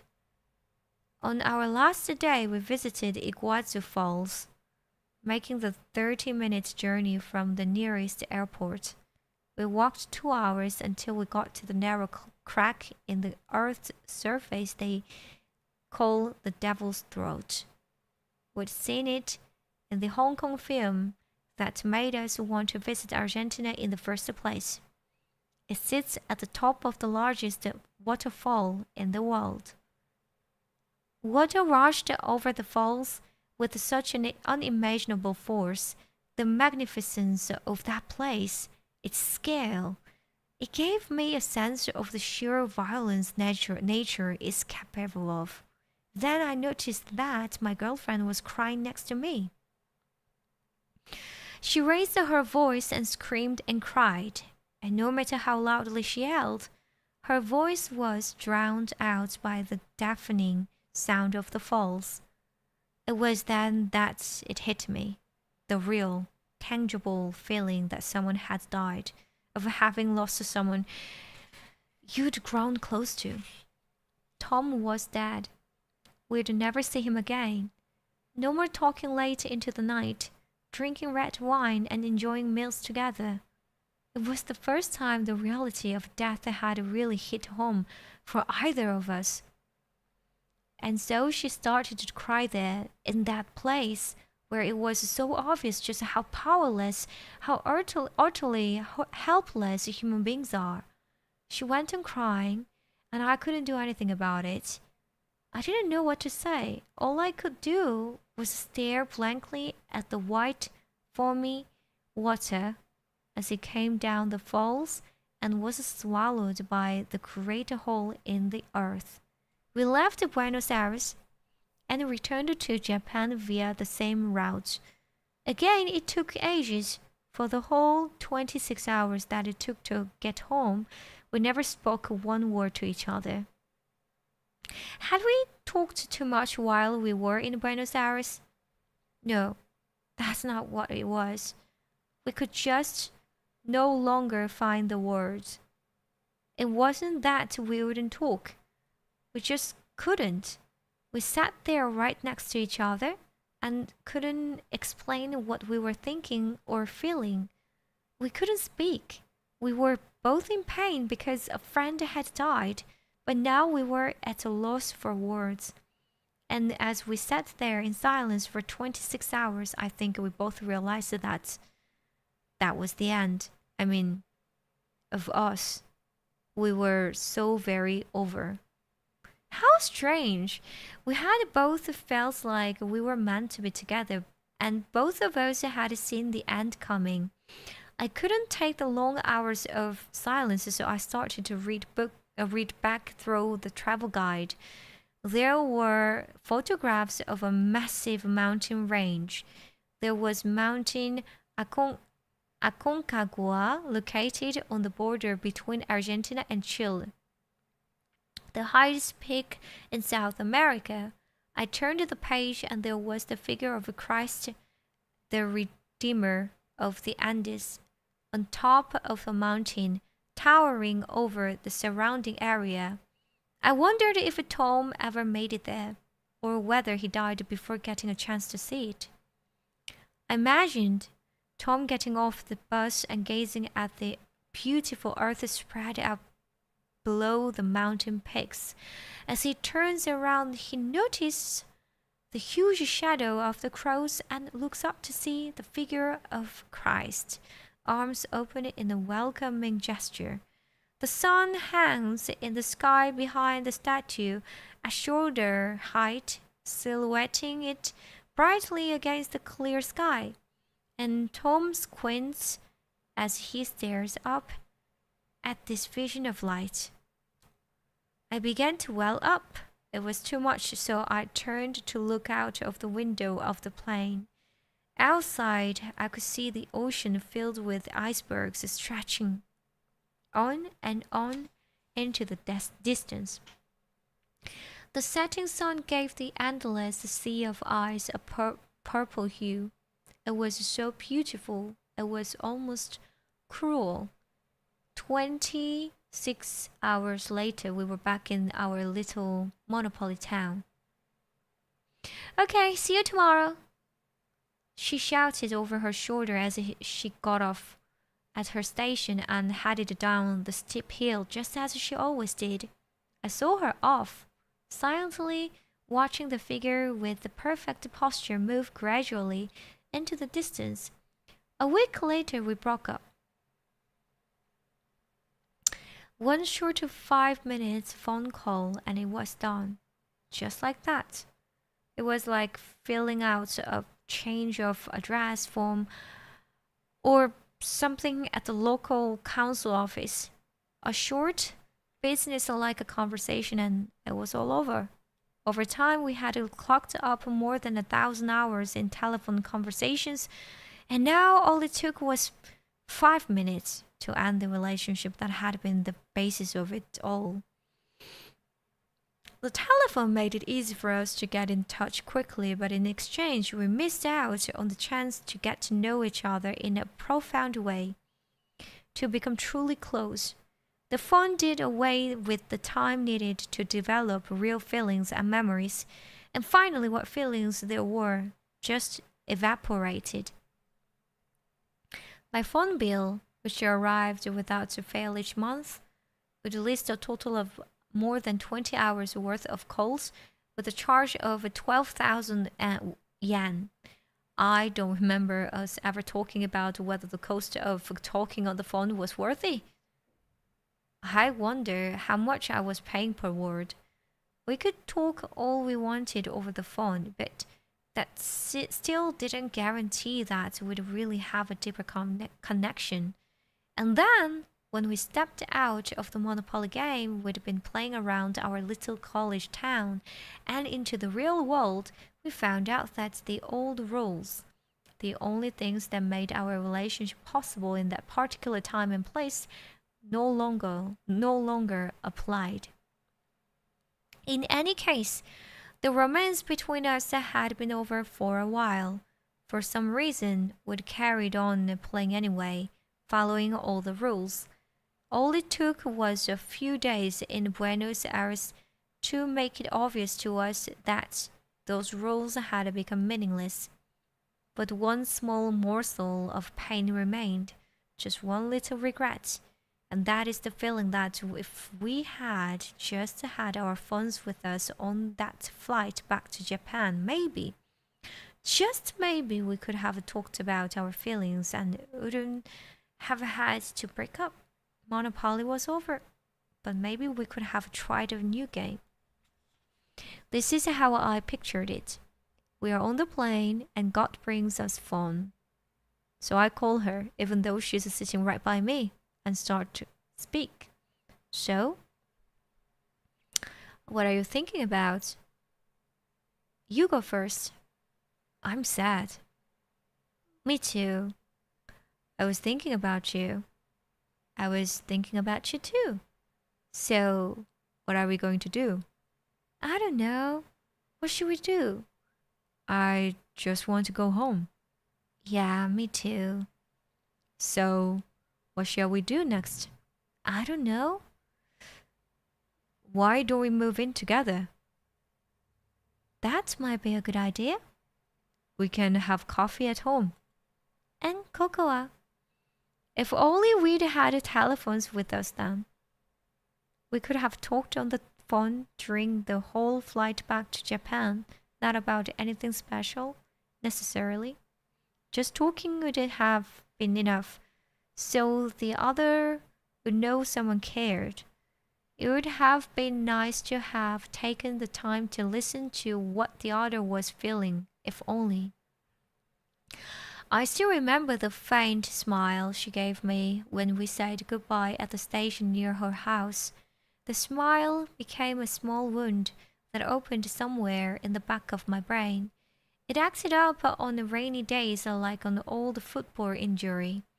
But when I think about it, I guess it's not that unusual. I mean, I must have a whole collection of small injuries tucked away somewhere in the back of my memory. I suppose that's what some people call regrets. So about today, the sound of her voice suddenly brought me back to the here And now, I realized that we'd arrived at the movie theater where she lived. Yeah. I'm sorry, I said a lot of mean things to you. Oh no, not a big deal. It was interesting.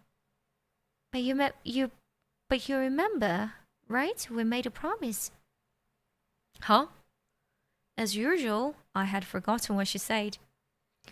Don't you remember? We promised that if we ever broke up, we would say what we didn't like about each other.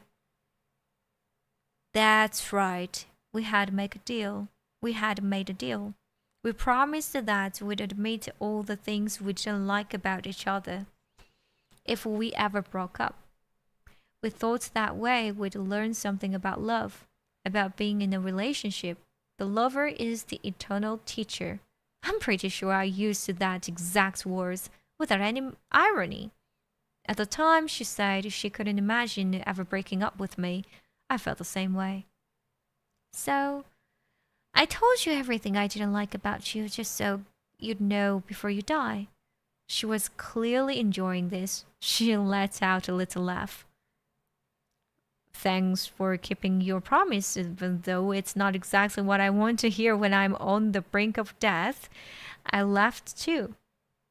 When we began our relationship, I just couldn't imagine it would ever end. I just assumed that because I was happy, she must be happy too. But a time came when that was no longer the case. Feelings can't always be mutual. Love has to end. That's all. And even though everyone knows it, they still fall in love. I guess it's the same with life. We all know it has to end someday, but even so, we act as if we're going to live forever. Like love. Life is beautiful because it has to end. You're going to die pretty soon, right? She said, opening the large, heavy doors of the movie theater. You made it sound like it's no big deal. Well, I was just thinking I could do a screening of your favorite film for you one last time, if you know what I mean. Wow, thanks. Okay, be back here at at 9 tomorrow night. It'll be an after-hours showing. Bring a film that you love, okay? Will do. Oh, and before you go, I do have one question. Not again. What's my favorite place? Oh man, what was it? I've forgotten everything. Okay, so you don't remember, right? Then we'll make that your homework. Come back with the answer tomorrow night. And with that, she closed the movie theater's large doors. See you tomorrow, she mouthed through the glass. Okay, tomorrow, I shouted back. The street went dark the moment the theater lights were turned off. I stared at the old brick movie theater for a while. Under the red and green lights of the sign, it had been a strange day. Phones had disappeared from the world, but what had I lost? I had trusted this device with my memory and my relationships, and when it suddenly disappeared, the anxiety was overwhelming. More than anything, it was really inconvenient. I felt so lonely and helpless waiting under the clock tower more than I thought I would. With the invention of mobile phones, the idea of not being able to find the person you are supposed to be meeting disappeared. People forgot what it meant to be kept waiting. But the feeling of impatience at not being able to get a hold of her, the warm feeling of home, warm feeling of hope, and the shivering cold were all still fresh in my mind. Then suddenly I remembered, of course. That's it. Her favorite place. This is her favorite place right here. The movie theater. That's what she'd always say back then. She felt as if there'd always be space for her. A seat just for her at this movie theater. As if her being there made the place complete. That's what she always told me. Now I knew the right answer. I had to tell her right away. My hand dived into my pocket to grab my phone, but of course, damn, it wasn't there. No more phones. This was so annoying. I really wanted to let her know right away. I looked back at the theater as I made my way slowly back up the street. Then I remembered what it was like when I was a student, and I'd waited for her to call. It felt the same way now. I wanted to let her know what I was thinking right away, but I couldn't. And strangely enough, it was when I couldn't speak to her that she was on my mind the most. In the old days before mobile phones and email, it would have been a letter. People would imagine their letters reaching their loved one and wonder how they'd react. Then, they would eagerly wait for a letter in reply, checking the mailbox each day. Presents are like that too. It's not the thing itself, but what it might mean to the person you give it to, and it's their expression and how happy they will be to receive it that you have in mind when you pick the gift. In order to gain something, you have to lose something. That's what Mom always said. I remember that was the day the sneezing suddenly stopped. She was stroking Lettuce, who was curled up on her lap, and said it with such conviction. I thought about my girlfriend as I looked up at the theater sign, and I began to feel her words weighing down on me. I mean, you're going to die pretty soon, right? Suddenly I felt a sharp pain in the right side of my head. My chest was tight, and it felt like I couldn't breathe. I felt so cold. I began to shiver, my teeth chattering. So I guess I'm going to die after all. No, I don't want to die. I couldn't hold myself up any longer and fell to my knees in front of the movie theater. Suddenly I heard my own voice behind me. I don't want to die. I turned around in surprise. It was Aloha. Gotcha, didn't I? Man, should have seen the look on your face. There stood Aloha in the sub-zero temperature, wearing his trademark Hawaiian shirt and shorts, sunglasses perched on top of his head. Where there had been palm trees and American cars, he now sported a shirt printed with dolphins and surfboards. What a bee! Try putting on some clothes, will you? I was so pissed off, but I couldn't afford to get angry. So, dude, you got a date. Hey, I'm so jealous. I've been watching from the sidelines all day. Looked like you were having a great time. Wait, you were watching us the whole time. Where were you? I asked, breaking out into a cold sweat. Up there. Aloha pointed with his big finger up at the sky. I couldn't handle this guy anymore. But anyway, seriously, you don't want to die yet, right? You're getting to be pretty attached to life. I guess. Oh, there's no doubt about it. You don't want to die. It's the same with everyone. It was embarrassing, but I had to admit it. Or to be fair, it's not that I didn't want to die. It's just that I couldn't take the fear of facing death, of approaching the end. So, anyway, time for your next step. I've decided what you're giving up next. What? This! Aloha pointed at the movie theater.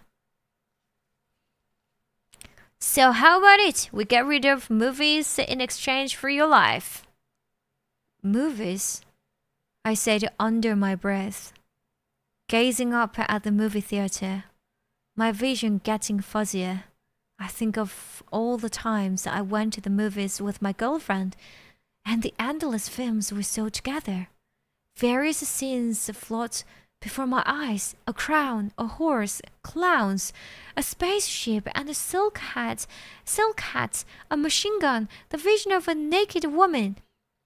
Anything can happen in the movies. Clowns laugh, spaceships dance, and horses talk. I must be having a nightmare. Help! I called out, but could barely hear my own voice. I passed out then and there. That was the Tuesday's story. Okay, let's have a bit of a break. Now we're going to the Wednesday's story. Hello, welcome. Are you enjoying the story?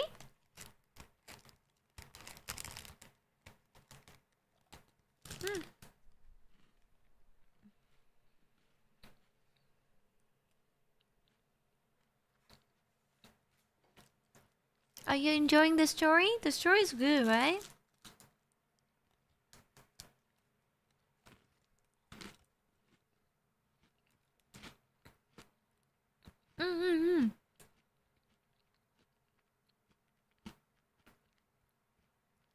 Hydrate is something.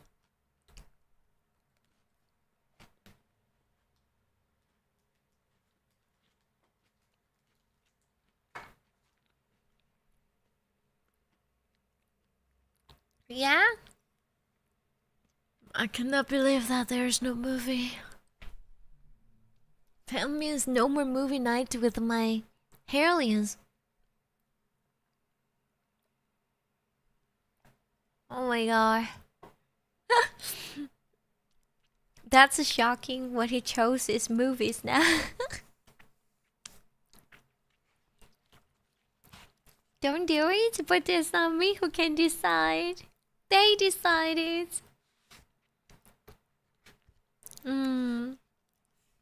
Listening to you read was perfect for my lunch break and my sleep-deprived brain.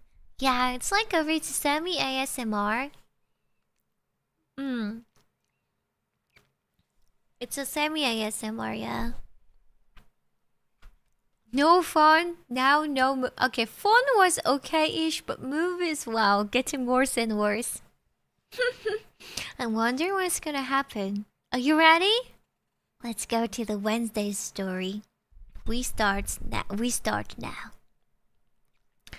Wednesday. If movies disappeared from the world.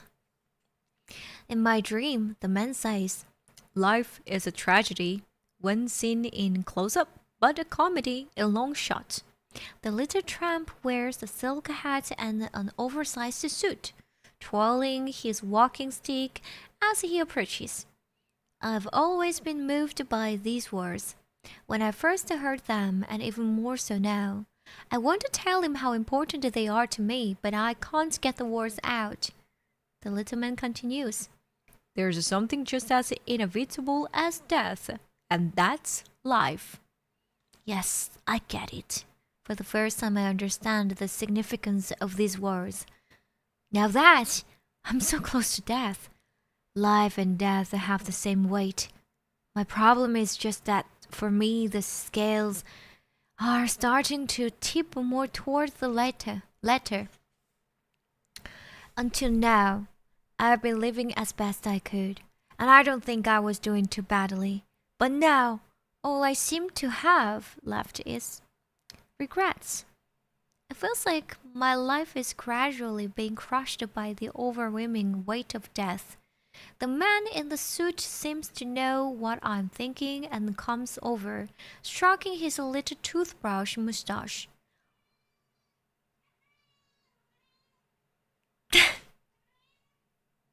I don't know, do you guys hear? I'm sorry, that's my cat. Sorry. Did you hear the meow sound? She made a super big meow sound. 보가? Ça va? Oh my gosh. Sorry everyone. Just give me a break, it's because I think she's very hungry. I have to give her food. Just 1 minute, okay?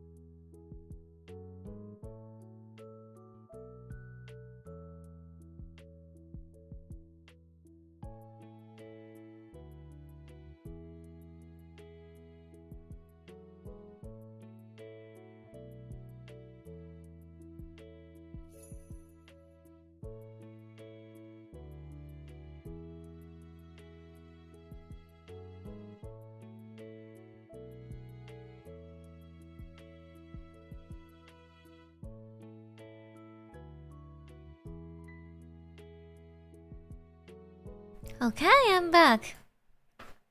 Whew! 各位各位 She was very angry.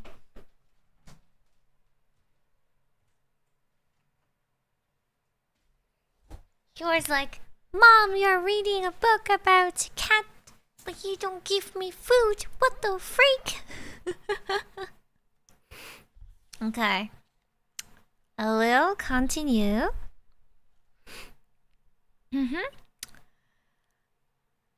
Where was it? The man in the suit seems to know what I'm thinking and come over, stroking his little toothbrush mustache. What do you want meaning for? Life is desire, not meaning. Life is a beautiful, magnificent thing, even to a jellyfish. That must be it. It has to be. Life has meaning for everything, even a jellyfish or a pebble by the side of the road. Even your appendix must exist for a reason. So what does it mean when I make something disappear from the world? Isn't that an unforgivable crime? With the meaning of my own life so up in the air? I'm beginning to wonder whether I might actually be worth less than a jellyfish. The funny little man in the suit comes even closer. Now I recognize him as Charlie Chaplin. He stands there right before my eyes and holds his hat in front of his face. It makes a sound like a meow, and when I look again, I see a cat wearing a top hat. I tried to cry out again, but still couldn't make a sound. The next thing I knew, I was leaping out of bed. I looked at my watch. It was 9 in the morning. Cabbage was looking at me with a worried expression. He meowed and then curled up by the pillow. I stroked him gently, so soft and warm, and the fluffy feeling. This was what life felt like. Finally, the cogs in my brain started to turn again, and gradually, the events of the previous night came back to me. I had collapsed in front of the movie theater after coming over all cold and dizzy, but after that was a total blank. My head still hurt a bit and I had a slight fever. Okay, come on now. What is this? Don't be such a drama queen. I was calling from the kitchen. I mean, not me, but my devil doppelganger. Oh, give me a break. It's only a cold. What do you mean, only a cold?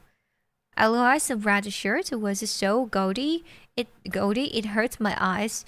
I'm saying it was just a cold, and I had to drag you all the way back here. That's hard work, dude, even for a devil.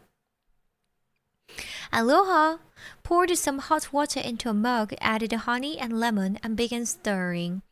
You seemed to be suffering so much I thought you were going to die. Aloha brought over the mug and plunked it down beside me. Well, sorry. I sipped the sweet and sour liquid. It was delicious. Just so you know, this life-prolonging treatment has always worked out for me in the past. Always. We've come this far. If I mess up, God will be angry with me, okay? I'll be more careful in the future. You're not exactly in a position to be talking about the future, okay? You just remember that. There was always something with Aloha, but there was nothing much I could do about it. The guy was throwing me a lifeline. Meow. Cabbage let out an exasperated meow and then got up and left. Apparently, even he'd had enough. So, what are you gonna do? Aloha waited for me to finish the honey lemon and then resumed giving me the 3rd degree. About what? Oh, come on now. We're talking about what you're going to make disappear from the world next. Oh, right. Next, it's movies. Sure. Do we go ahead, press the delete button, or would you rather quit right here? If movies disappeared from the world, I tried to imagine what it would be like. it wouldn't be easy. I'd lose my main hobby. Okay, so I realized it was a bit late in the day to be waxing lyrical about hobbies. I mean, with the whole death thing and all, but I'd bought so many DVDs. What a waste! And I just bought a new box set of Stanley Kubrick and Star Wars. Did it have to be this way? I guess my life depended on it. Literally. Hurry up, hurry up! Aloha was pressing for an answer. But this was a serious problem. I needed to think a minute. So, does it have to be movies? Does it have to be movies? Yes. There's no other way? Well, let's see. Shall we try something else? So, how about music? No music, no life. Can't live without music, as the sign outside my local tower records store said. Would it be possible to live in a world without music? I suppose we'd all manage somehow.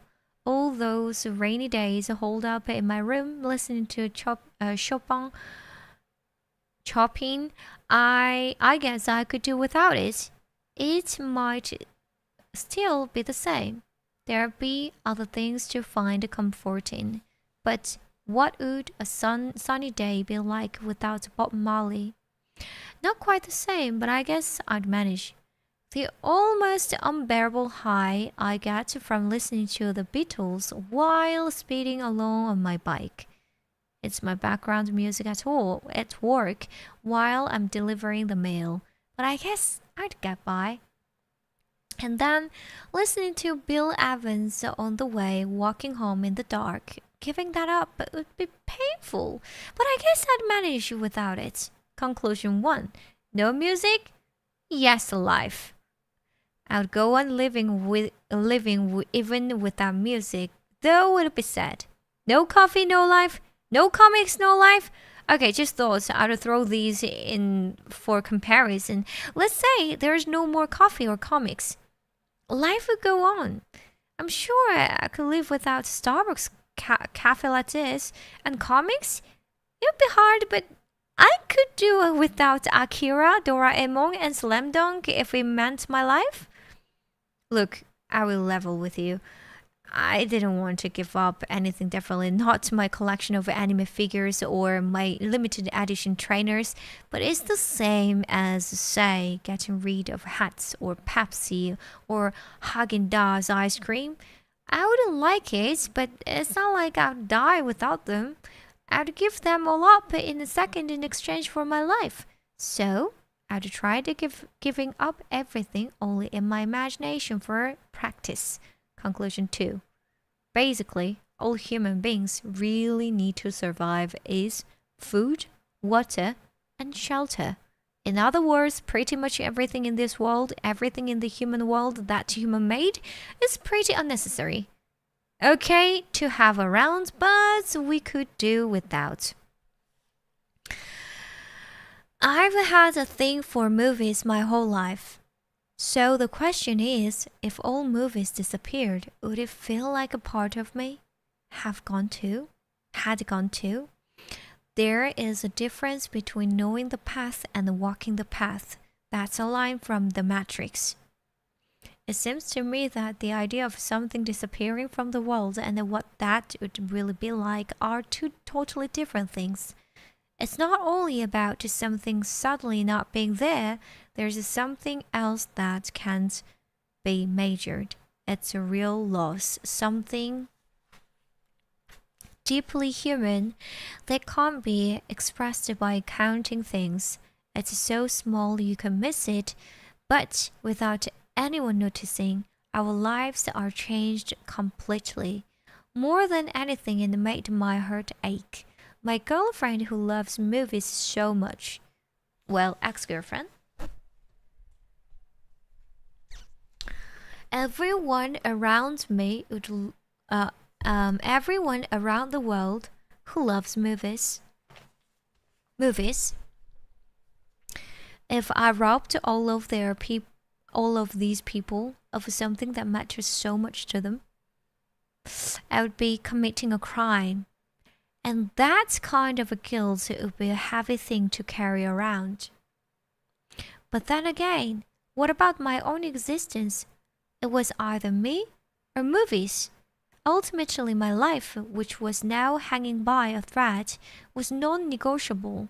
If I was dead, I wouldn't be able to enjoy movies anymore, and I wouldn't be able to appreciate my girlfriend's love of movies, or how much they mean to so many people. So I made a decision: make movies disappear.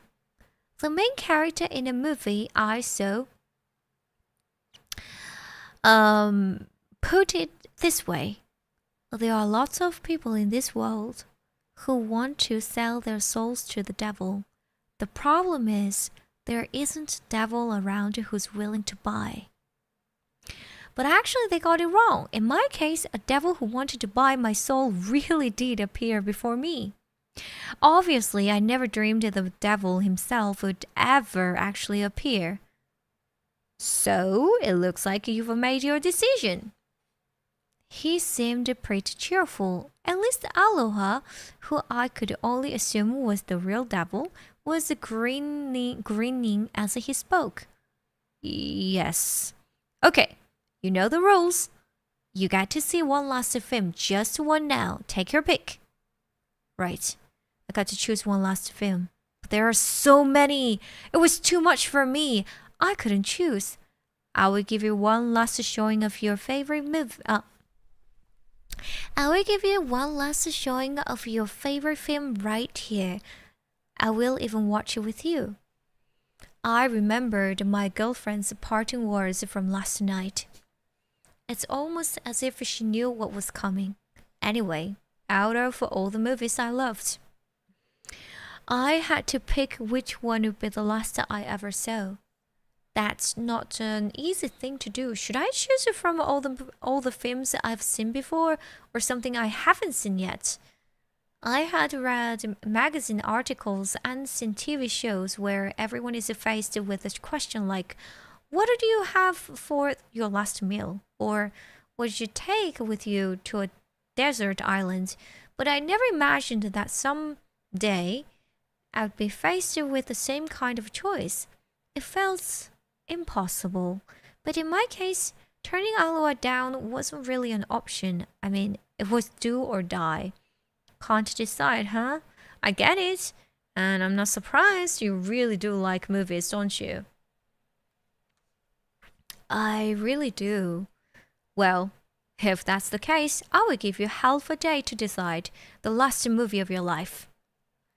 I was at a complete loss, so I decided to visit 𝓪Welcome. Yes, I know it's the name of a store, but it's also the name of a guy I know. Okay, I know, that's weird. Let me explain. I was at a complete loss, so I decided to visit the local video rental store, which, by the way, is not a 𝓪Welcome store. The guy who works there is an old friend of mine from junior high. He's like a regular walking encyclopedia when it comes to movies, so we gave him the nickname 𝓪Welcome. I decided to visit him and get some help with making my decision. 𝓪Welcome had worked in the rental shop for over 10 years. When you add it up, he's probably spent half his life there, and he's spent the other half watching movies. To put it bluntly, other than when he's asleep, his entire life is devoted to movies. He's made of movies, the biggest movie geek on earth. 𝓪Welcome and I met each other in spring, the year we both started junior high and were in the same class. For the first 2 weeks of school, 𝓪Welcome just sat alone in the corner and spoke to no one, not during class or at recess. So I went over and talked to him, and we became close friends just like that. I don't remember what made me finally break the silence. I guess I believe that this happens maybe 3 times tops in someone's life that you meet and are attracted to someone whose personality is so very different from your own. Either you become lovers, which would happen in my case if the person was a woman, or you become best friends. There was something about 𝓪Welcome that really drew me to him, so I just started talking to him and we became close friends. But even when we'd grown really close, 𝓪Welcome didn't talk much, and he was too shy to look you in the eye. Our eyes can't have met more than 2 or 3 times, but I liked him anyway. Normally, he wouldn't say much at all, but if we talked about movies, suddenly the words would start pouring out of his mouth. He'd get a glint in his eyes, and he'd just go on and on. I realized then that when a person talks about something they really love, there is a kind of a thrill to it. In junior high, I learned a lot about movies from 𝓪Welcome, and I watched everything he recommended. He knew about all kinds of films, from Japanese samurai movies to Hollywood science fiction and French new wave, and even Asian indie films. His movie geekdom knew no bounds. What's good is good, 𝓪Welcome would always say. He was unsurpassed in his knowledge of moving trivia. He could tell you what genre the film belonged to, when it was made, and where, the cast and the director. It didn't matter what era or nationality you were talking about. It was all the same to him. Ultimately, what's good is good was all that matters. As luck would have it, we were also in the same class in high school, so in effect, I got 6 years of a private tutoring in film studies for free. I would say that I was now an expert, but compared to 𝓪Welcome, I realized that most people who claim to be experts in film are just fakes. I'd probably have to include myself in the bracket. In this day and age, when people lay claim to expert status without having done more than dipped a toe in the subject, 𝓪Welcome was the real thing. He was an authentic, natural-born geek, hardcore. Although that didn't necessarily mean I wanted to be just like him. I mean, all geeky and stuff. No offense, of course. It was an 8-minute walk to the video rental shop. As usual, 𝓪Welcome was there behind the counter. He had become so fixed in that one position over the years. He looked like a statue of a sitting Buddha on the altar of a temple. When viewed from the outside, it was more like the shop and the infinite number of DVDs had grown up around him, with 𝓪Welcome fixed in the middle. 𝓪Welcome! I called his name as I passed through the automatic doors of the shop. Hey, long time no see. What's wrong? Not quite Buddha, 𝓪Welcome still couldn't look you in the eye, even as an adult. Look, I know this is out of the blue, but I don't know any time to chat. What's wrong? I've got terminal cancer. I'm going to die soon. Huh? I could die tomorrow. What? So I have to decide what the last film I see before I die is going to be. And I have to decide quickly. How? 𝓪Welcome, I need your help. Can you help me decide what to watch?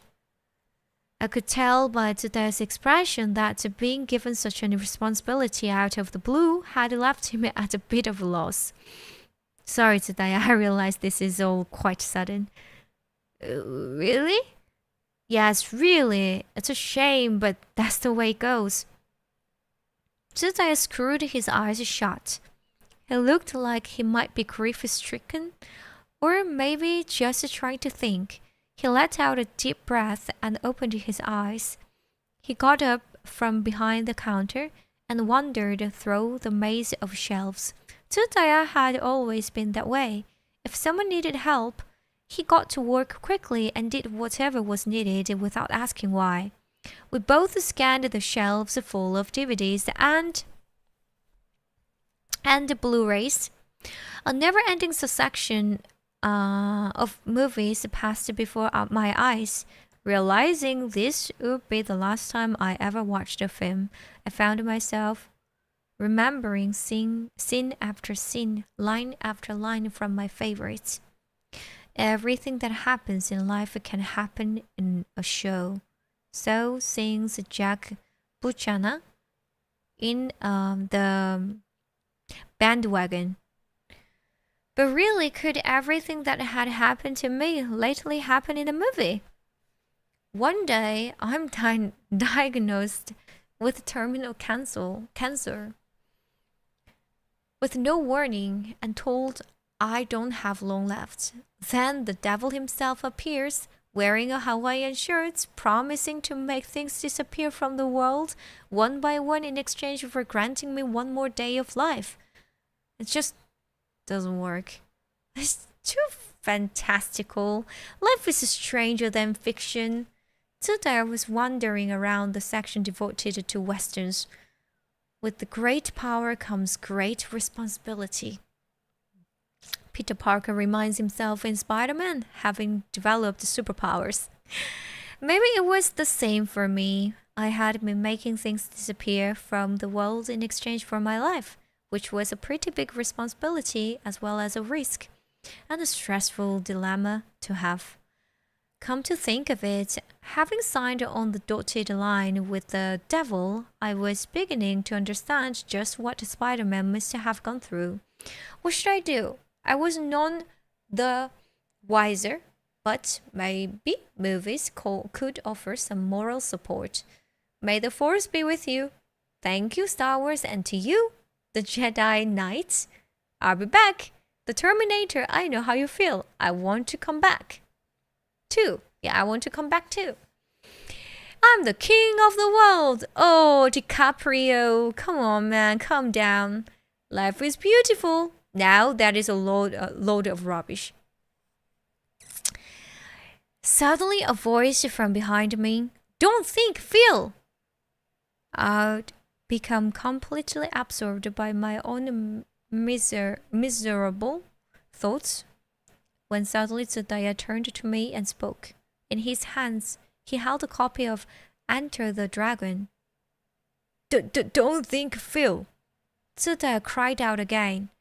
Thank you, 𝓪Welcome. Bruce Lee's great, but somehow it doesn't seem like a good candidate for the last movie you want to watch just before you die. I laughed at his suggestion. When I buy a new book, I read the last page first.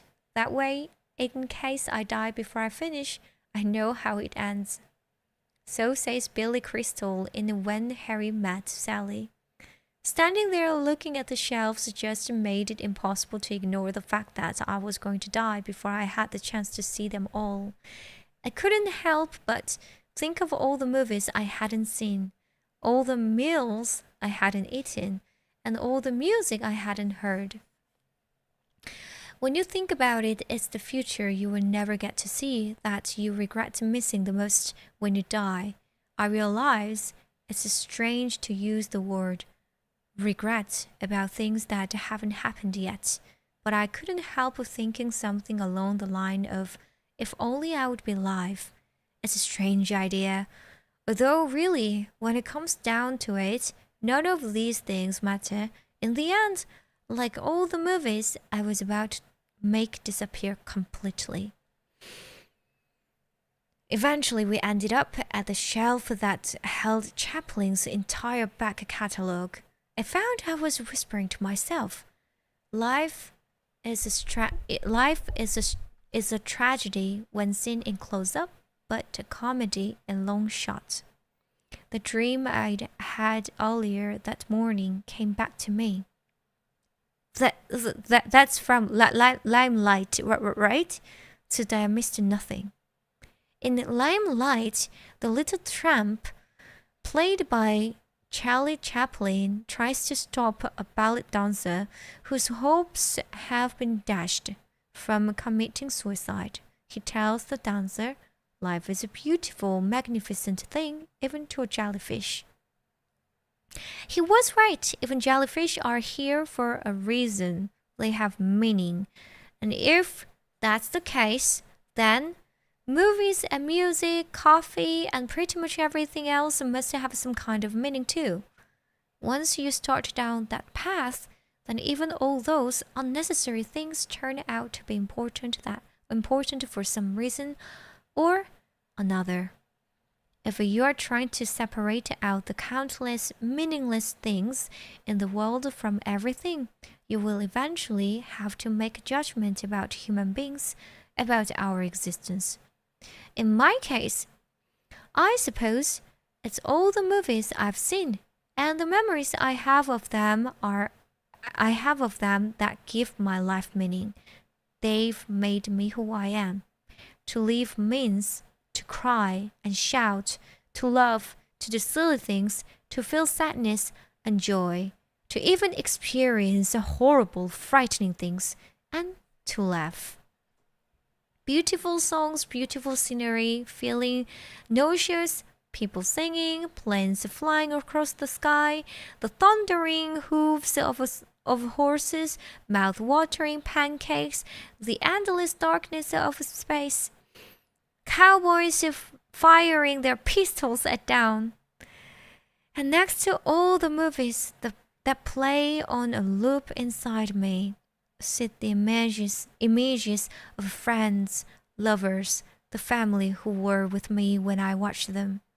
Then there are the countless films that I've recorded in my own imagination, the memories that run through my head, which are so beautiful.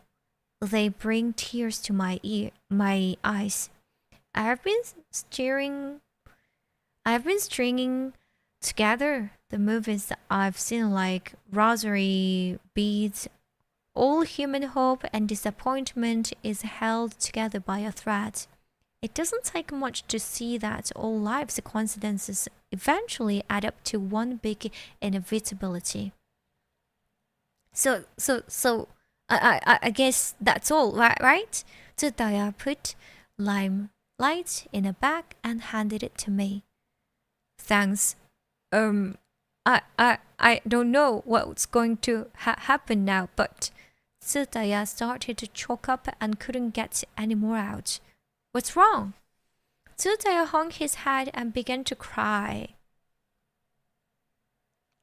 He cried like a baby, tears flowing down his cheeks. I was reminded of when 𝓆Welcome would sit on the window ledge at school and look so lonely. But as I watched him sitting on his own there by the window, it actually felt like I was drawing strength from him. He would never do anything other than what felt most important to him, and he had no problem doing it alone, at his own speed, without needing validation from the people around him. Seeing him there, just doing his thing, just being himself, somehow made me feel like things would be okay. At the point in my life, nothing was really that important to me. Looking back, it was him who needed me. It wasn't him who needed me. It was really me who needed him. All the feelings I'd been bottling up suddenly came pouring out, and I began to cry too. Thank you. I managed somehow to get the words out. I just want you to stay alive, 𝓆Welcome said between sobs. Don't cry, 𝓆Welcome. It's not all that bad. I've got a good story and someone to tell it to. You remember what they said in The Legend of 1900? And right now, 𝓆Welcome, that's what you mean to me. It's because you are here that I'm not completely done for. Thank you. Having said the words, 𝓆Welcome just stood there and carried on crying. So, how did it go? Did you decide? I'd made it to the movie theater at last where my girlfriend was waiting. Well, this is it. I handed her the package. Limelight, interesting, good choice. She opened the DVD box and then looked a little stunned. There was no disc inside. The packet was empty. The store always rented out DVDs in their boxes, so every once in a while there would be a screw up like this. But how about that for timing? So this is a pretty crucial error. On the other hand, as Forrest Gump said, life is like a box of chocolates. You never know what you're gonna get. So true. You never know what you're gonna get. It's pretty much the story of my life. Life is a tragedy when seen in close-up, but a comedy in long shot. What do you want to do? What do you want to do? We've got a few films on hand here. I thought for a moment and then came to a conclusion. If we're being honest, I'd reached it quite some time ago. What's the last film you'd want to watch? The answer was quite simple, really. I walked into the theater and sat down. 4th row from the back, 3rd seat from the right. This was our spot all through our college years. Okay, roll them! Her voice rings out from the projection room. The show begins. Light is projected onto the screen, but there is nothing there but a blank space, a rectangle of white light illuminating the screen. I had chosen nothing. As I gazed at the blank screen, I remembered a photograph I once saw. It was a picture of the inside of a movie theater. It was taken from the projection room and showed the seats and the screen. The photograph captured one entire film and was taken by opening the shutter at the beginning of the film and then closing it when the film ended. In other words, the photograph recorded one entire 2-hour-long film. The result of absorbing the light from every scene in the movie was that the picture shows nothing but a white rectangle. I suppose you could say that my life is like that photograph. A movie that shows my whole life. A comedy and a tragedy. But if you put that all into one still photo, all that would be left is a blank screen. All the joy, anger, and sorrow I've been through, and the result is that my life shows up as nothing more than a blank movie screen. There's nothing there, nothing left, only an empty blank space. Sometimes when you rewatch a film after a long time, it makes a totally different impression than it did the first time you saw it. Of course, the movie hasn't changed. It's you that's changed. And seeing the same film again makes that impossible to forget. If my life were a film, it'd have to find a way of showing my changing perspective. That's to say, how I see my own life has changed over time. I would feel affection for scenes that I'd hated before and laugh during scenes where I'd originally cried. The past love interest is now long forgotten. What I'm remembering now are all the good times I had with my mother and father. Only the good times. When I was 3 years old, my parents took me to the movies for the first time. We saw E.T. It was pitch black inside the theater, and the sound was so loud. The theater was filled with the buttery, salty smell of popcorn. On my right side, my father, and on my left was my mother, sandwiched between my parents in the dark theater. I couldn't have escaped even if I wanted to. I just looked up at the huge screen and watched, but I remember almost nothing about the movie. The only thing I remember is that scene where the boy Elliot rides through the sky with E.T. on his bike. It's a powerful memory. It made me want to shout or cry or something. It seems to me that that's what movies are all about. I can still remember the impression it made on me. It was overwhelming. I held on tight to my father's hand and he held mine tightly in return. A few years ago, a digitally remastered version of E.T. was showing on late-night television. I hate watching movies on TV with the constant interruptions from adverts, so was about to turn it off, but cause I started watching, I was creeped.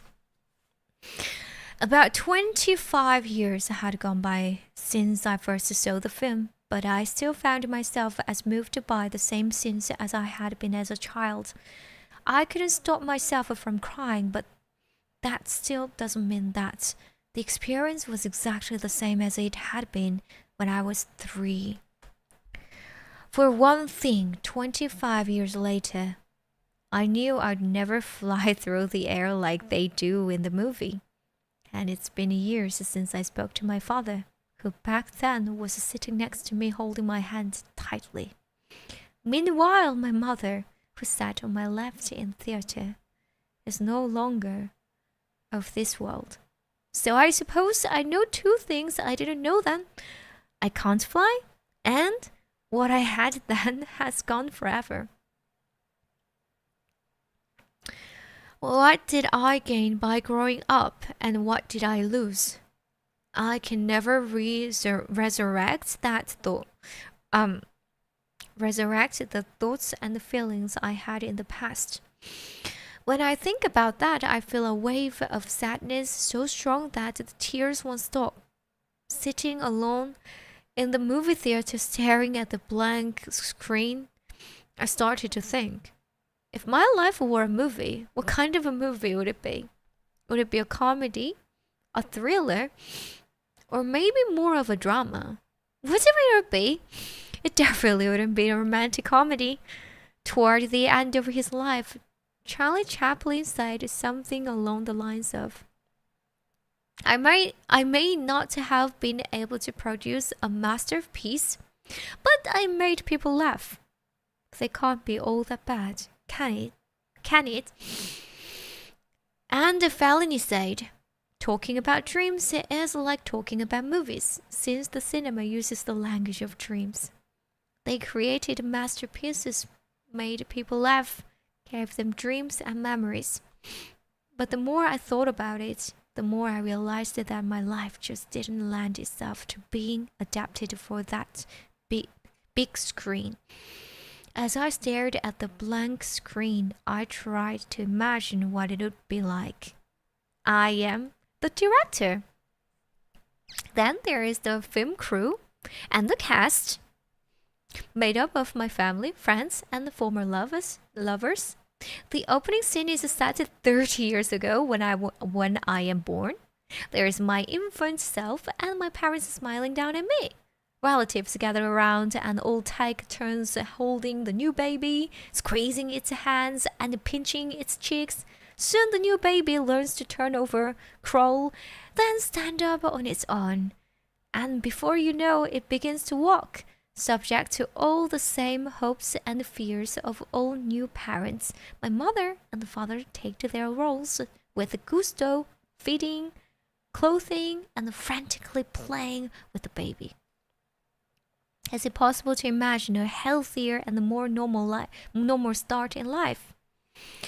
Our opening scene couldn't be happier.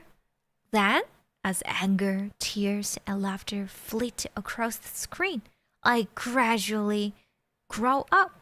I talk less and less to my father. Who knows why, after all the time we'd spent together?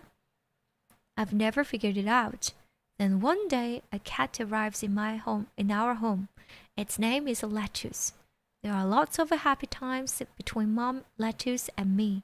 But Lettuce eventually grows old and dies. And then my mother dies.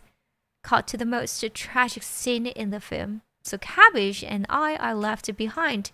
We decide to go on living together. My father is out of the picture at the point. I start working as a postman and normal everyday life goes on. Could this be more boring?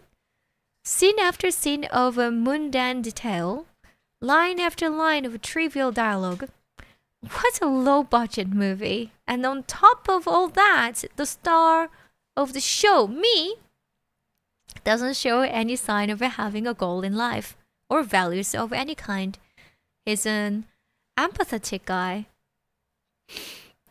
completely without any spirit, who is of no interest at all to the audience. Obviously, the film would never work if it showed my life exactly as it is. The script would have to be written in a hyper-real, in-your-face kind of style, with more of a sense of theater, a dramatization. Sets can be simple, pared back, but they'd have to have a certain flavor to them. Props are picked out to add to the sense of atmosphere, and costumes would come in black and white. And what about editing? The scenes are all pretty boring, so there will need some fairly major editing. But if it goes too far, we'll only be left with like 5 minutes of film. That's no good. It would be a good idea to start by taking a careful look back through the script. Completely unnecessary scenes run way too long, and the scenes we really want to see are cut right at the point where they are getting good. But that's pretty much what my life has been like. And what about the soundtrack? Let's see. Maybe a nice melody played on piano. Or on the other hand, perhaps something grand and stately with a full orchestra? Now, let's hear something more relaxed, like an acoustic guitar. But whatever we go for, I have only one request. That during the sad scenes, upbeat music should play in the background. Now work on the film is done. It's a quiet, low-key production and probably won't be a box office hit. Its release will be pretty subdued and it's likely to go mostly unnoticed. It will probably be the kind of film that goes to video quickly and is left in the corner of the rental shop, the colors on its box fading. The last scene ends and the screen goes dark. Then the credits roll. If my life were a movie, I would want it to be memorable. In a way, no matter how modest the production was, I would hope it would mean something to someone somehow, that it would give them a boost and spur them on. After the credits, life goes on. My hope is that my life would go on in someone's memory. The 2-hour screening ends. I step outside of the theater, and the quiet and the darkness envelops me.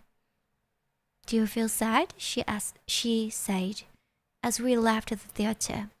I don't know. I guess it must be rough on you. I don't know, sorry, I really don't know how I feel right now. And I really didn't know. I wasn't sure if I was sad because I was going to die, or if I was sad because something really important and meaningful was about to disappear from the world. You can come back and see me anytime, you know? If you ever feel bad, if you're in so much pain you can't stand it. Her words reached me just as I was about to turn away. Thanks, I said, and headed back up the hill. Wait! She shouted from behind me. One more quiz! Oh, not again. This is the last question. Just one more. As she shouted after me, I could see she'd begun to cry. Then seeing her cry made me feel like crying. Okay, I will give it one last go. Whenever I watch a movie with a sad ending, I always watch it one more time. Do you know why? The time I knew the answer is the one thing I remembered well. It is something I was hoping for during the whole plane ride back from Buenos Aires, and even for a while after we broke up. Yes, I know. Okay, so what's the answer? Because you're hoping that maybe it will have a happy ending the next time, right? Right! That's it. She wiped her eyes roughly with her sleeve and giving me a big wave, shouted manically, "May the force be with you!" To which I responded, holding back the tears, "I'll be back." When I got home, Aloha was waiting for me, sporting a big grin. He gave me a wink. Of course, he can't really wink, so it's more like kind of a squint. And with that, made movies disappear. While Aloha was busy erasing movies, I was thinking about my mother. There was an Italian movie she liked a lot, Fellini's La Strada. The story goes like this. Gelsomina, a naive young woman, is bought from her impoverished mother by brutish circus strongman Zempano, who wants her for his wife and partner. She remains loyal despite the abuse she suffers at Zempano's hands. As they travel the Italian countryside performing together, eventually Gelsomina grows weaker, and when the abuse becomes intolerable, she begins to physically waste away. Zempano abandons her. A few years later, the traveling circus arrives in a seaside town, and Zempano hears a young woman singing a song that Gelsomina used to sing. Zempano finds out that Gelsomina has died, but her song lives on. Listening to the young woman singing Gelsomina's song, Zempano realizes that he loved her. He walks to the shore and collapses in tears on the beach, crying won't bring her back. In the end, he realizes that although he really did love her, he was incapable of treating her as if he did when they were together.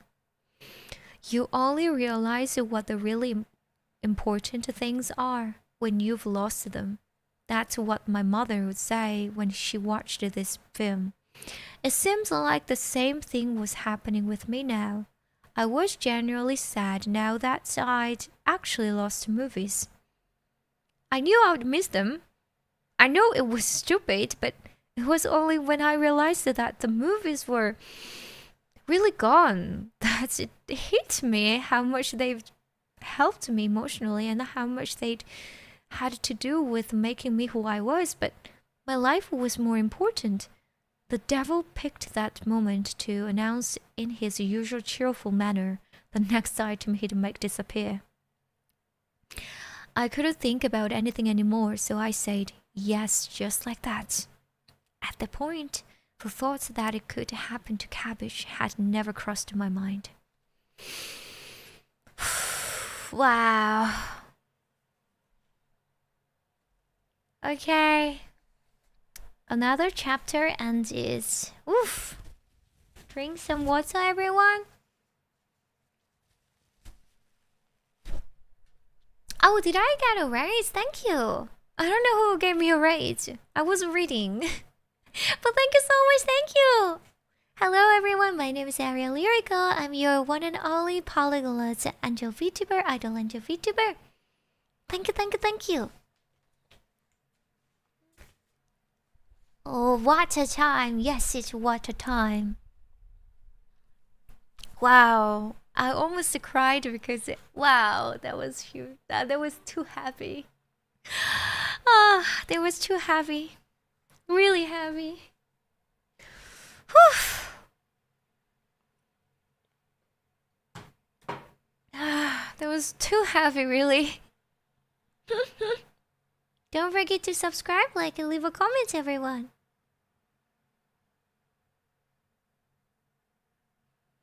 Wow. That's really shocking, really.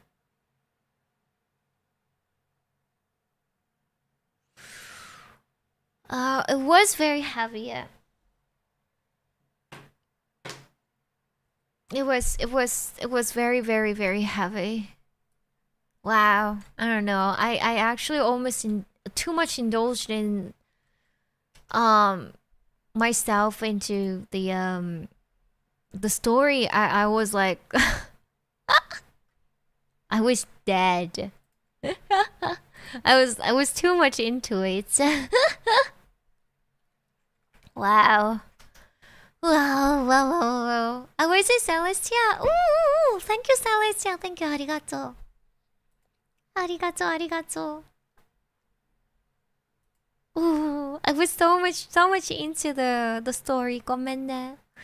But I really appreciate the rate. Arigato. Such a lovely, lovely VTuber.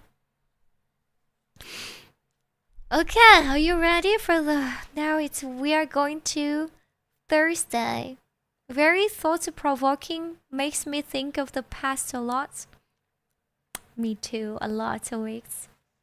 We're now going to Thursday. I don't know what's gonna happen to our cabbage. Let's go. It's funny how one strange thing is often followed by another. Like when you lose your keys and you invariably end up losing your wallet. Or in a baseball game when your team hits one home run after another. Thursday, if clocks disappeared from the world. Or how a whole series of major manga artists just happened to end up living in the same cheap apartment building, the Tokiwaso, in the early 60s. As for me, I end up with terminal cancer. The devil appears, phones and movies disappear from the world, and the next thing I know, the cat is talking. Why are you still sleeping, sir? I had to be dreaming. By George, you will get up this instant. It had to be a dream. Come now, up with you. But no, it wasn't a dream. He was actually talking. And the he who was talking was definitely Cabbage. And for some reason, he sounded so refined. It was hard to know exactly what was going on. A bit confused, are we? No, it's Aloha. A bit confused, are we? Aloha appeared with that big grin on his face. Today, he wore a sky blue Hawaiian shirt. Again, I felt like telling him to put on some real clothes. In keeping with the flamboyant style I'd come to expect from him. The brightly colored shirt featured parakeets and huge swirly lollipops. It was so bright it made my eyes hurt. Not exactly the easiest thing to wake up to. Aloha was getting to be a pain in the ass. I snapped. Come on, man, you're always doing this to me. Now I wake up and the cat's not meowing, it's talking, and like a member of the landed gentry. Seriously, what's happening here? My aren't we witty this morning? Well, that's just a little something extra from me to you. Something extra? That's right. After all, there are no more phones. The movies that you were so attracted to are gone. So I thought you might need a little something to cheer you up, like someone to talk to, or a new hobby, or something. So I just thought I would try making the cat talk. I just happened to dabble in magic. You didn't know? After all, I'm the devil. But having the cat suddenly start talking is a bit disconcerting, I guess. Can you get it to stop? Suddenly, Aloha fell silent. Did I say something wrong? Aloha remained tight-lipped. I hope this isn't something that you can't fix, like you can't put things back to normal. Well, no, that's not it. I mean, I can put things back, or should I say it will all go back to normal eventually. It's just a question of timing, you might say. I mean, God knows. But anyway, I don't really know. I mean, I'm not God, who knows? You know, I'm just the devil. How about if I just smack your head against the wall? Is what I was thinking, but I swallowed my words and burrowed deeper under the covers. A world with no movies and where cats talk was not a world I wanted to wake up in. Then Cabbage began to talk on my face. He'd always do this to wake me up. I was never a morning person. I once heard that the origin of the Japanese word for cats, neko, is actually sleeping child. So same sound, different choice of kanji characters, but I think that's a load of rubbish. Cabbage never sleeps late. He always wakes up early and starts harassing me. I shall be must put out if you don't get up soon. Cabbage rattled on, letting out a loud moan that sounded distinctly cat-like. That's it. I can't take this anymore. Reality seemed to not leave me alone. I gathered what energy I had and jumped out of bed. Oh, and just to check, you do remember, don't you? Aloha thrust his face close to mine and as he spoke. What? What do you mean? What I'm erasing today, of course. I had no memory at all of what that was supposed to be. What had he made disappear? What was next on the list? Looking around the room, I saw no change. Sorry, I don't remember. What was it? Honestly, what am I going to do with you? It's clocks, man. Clocks. Clocks? That's right. Today we raised clocks. Oh. Now I remember I made clocks disappear. If clocks disappeared from the world, would the world change? I thought about it for a while. The first thing I thought of was my father. I would see him in my mind's eye, hunched over, working in his shop. You see, my father ran a small clock shop. The ground floor of the house I grew up in, was my father's shop. Whenever I went downstairs, I would see my father bent over his workbench in the semi-darkness, the desk lamp shining over where he worked, repairing clocks. I hadn't seen my father in 4 years. He was probably still repairing clocks in that small shop, tucked away in a corner of that small town. If clocks were to disappear from the world, there would be no more need for clock repair shops, no need for that little shop, nor my father's skills. When I thought of it that way, I started to feel pretty guilty. But had clocks really disappeared from the world? It seemed hard to believe that they could all disappear so suddenly. I looked around the room. My wristwatch was definitely gone, and the small alarm clock I had in my room was nowhere to be found. Maybe it was like when phones disappeared. Maybe I'd simply stopped seeing them, but whatever had happened, practically speaking, clocks had disappeared from the world. Then I realized without clocks, how would I have any sense of time? It looked and felt like morning, and since I had overslept a bit, I figured it was probably around 11 a.m. But even when I turned on the TV, the time didn't show up on the screen as it usually did. And of course, phones had already disappeared, so I couldn't rely on that. If I was being honest, I had no idea what time it was.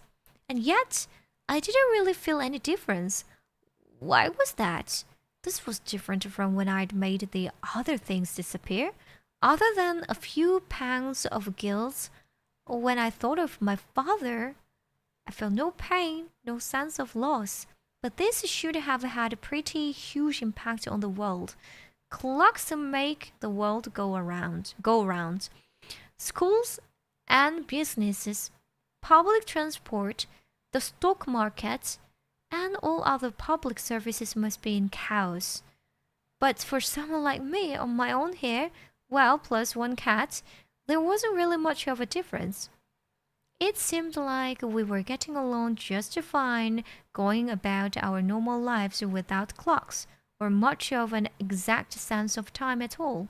It didn't really make any difference. So, why are there clocks in the first place? I thought Alua might know. That's a good question. But even before clocks were invented, it was only humans that had a sense of time. Huh? I don't get it. Seeing I was puzzled, Alua went on. Okay, stay with me. You see, time, or that thing we call time, is simply produced by arbitrarily determined rules. Rules that human beings made up. I'm not saying that the cycle of the sun rising and setting doesn't exist as a natural phenomenon, because obviously it does. But it's humans who have imposed an organizing system on that process and called it time, giving names and numbers to different parts of the day, like, say, 6 o'clock, 12 o'clock, midnight, and so on. Oh, alright. So, human beings may think that they are looking at the world as it is, but they've got it all wrong. In actual fact, they've just imposed a meaning on things, come up with a definition of what the world is all about, which happens to suit them. And I just thought it might be interesting for people to see what the world would be like without them, without the system of telling the time which humans just made up for their own convenience. You know, just to mix it up a bit. Oh, so just like that, huh? Just because you were in the mood. Yep. Well, that's what this is all about, right? So listen, have a great day. All right. There's no such thing as a day anymore.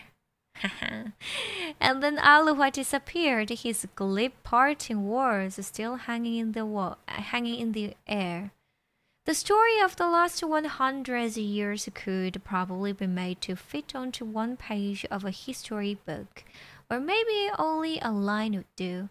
When I found out that I didn't have much time left, I decided I would try thinking of an hour not just as 60 minutes, but 3,600 seconds, just to make myself feel better. But since clocks had now disappeared, counting seconds didn't mean anything anymore. Even the meaning of words like today or Sunday had become dubious. But after Wednesday comes Thursday, and since I knew it was morning, that meant that today must be Thursday, which is not to forget that these days are only arbitrary human inventions. But anyway, I didn't have anything in particular to do, so I thought I'd just kill some time, although there was no time to kill. And even if I decided to waste the time, there was no time to waste either. This really left me with very little to go on. How many minutes had passed since I woke up? I'd usually glance at the alarm clock by my bed when I woke up, but now there were no clocks.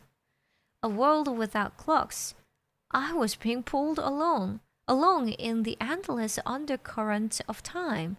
I couldn't see it, but I could feel myself being dragged out to who knows where. After a while, it felt as if I was being drawn back into the past. When you think about it, people sleep, wake up, work, and eat according to the established set of rules we call time. In other words, we set our lives by the clock. Human beings went to the trouble of inventing rules that imposed limits on their lives, boxing them up into hours, days, and years. And then they invented clocks to make times roll over us even more precise. And the fact that there are rules means that we've given up some of our freedom. And yet humans have put reminders of their loss of freedom everywhere. Hanging clocks on walls, dotting them around their houses. But as if that weren't enough, they make sure there is a clock wherever they go, whatever they are doing, by going so far as to wrap them around their wrists. Humans have even felt the need to wrap their bodies up in time. But now I think I get it. With freedom comes uncertainty, insecurity, and anxiety. Human beings exchanged their freedom for the sense of security that comes from living by rules and routines, despite knowing that cost them their freedom. While I was thinking this over, Cabbage just sidled up to me. Usually, when Cabbage comes over and shows me any affection, it's because he wants something. What's wrong, Cabbage? Are you hungry? That's usually what he wants in the morning. Nope, that is not at all what I want. Oh, I was still struggling to believe that the cat was talking back to me. Cabbage let out a deep sigh. Sir, you have once again completely failed to understand it correctly. Sir? Was that all about? Was that all about? Apparently he meant me. So how far is he going to take his gentleman thing? If you will permit me to explain, when I want to take a stroll, you think I want to eat. When I do in fact want to eat, you think it is a moment's rest, a nap, if you will, that I want. And when it is a nap that I require, you believe I wish to play with you. Your judgment is always, if I might say so, just a touch off. Oh, really? Is that so? The cat nodded and continued. Yes, it is so. You behave as if you have an understanding of my kind when in fact you do not understand cats at all. You ask me if I'm sad when I'm not sad and see fit to approach me with that purlingly sweet voice. I do wish you'd stop that. Oh well, in truth, you are not the only one. All humans are this way. I was shocked. I had lived with a cabbage for 4 years and I thought we understood each other. It can be brutal when cats start to speak your language. I'm sorry, Cabbage. So what is it you do want to do? I would like to go for a walk. Cabbage had loved taking walks since he was a kitten. This cat is just like a dog. My mom would laugh as she talked about Cabbage. I remember how she would often take him out for walks.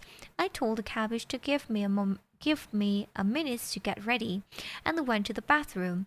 I was midway through relieving myself when suddenly I heard the door handle being fiddled with. The door opened and Cabbage barged in. Come on, hurry, let's go! All right, already. I pushed the Cabbage out of the bathroom, finished my business, and then washed my hands and face. As I splashed the water around in the sink, I could feel Cabbage's eyes on me, pressuring me to go faster. When I looked around, I saw him watching me from the shadow of the wall. Oh, do come on, I'm quite ready for a walk. Okay, Cabbage, just wait a second. It used to be a meow was enough.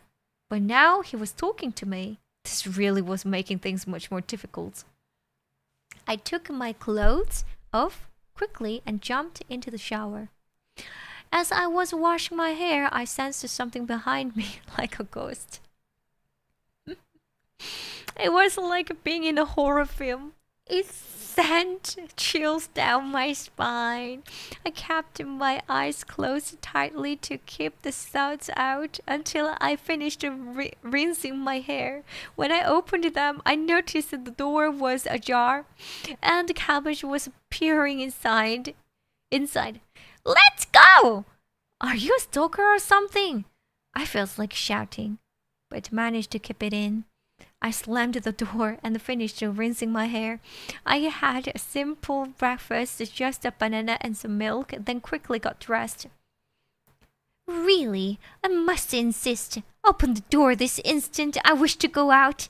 Cabbage was in the small entry to the apartment, scratching at the door with his claws. I was more or less ready, so I caught up with him and we left for a walk. The weather was good. A perfect day for a walk. Cabbage walked ahead with a spring in his step. Mom would always go out on walks with Cabbage. When I think about it, that means Cabbage got to know a part of my mother that I never saw. In any sense, I decided I would take it easy and spend the day with Cabbage. Another thing I wondered about was how was it that Cabbage came to speak like an upper-class gentleman? Then I knew. It was Mom's influence. Around the time Cabbage first came to live with us as a kitten, Mom suddenly got into TV period dramas.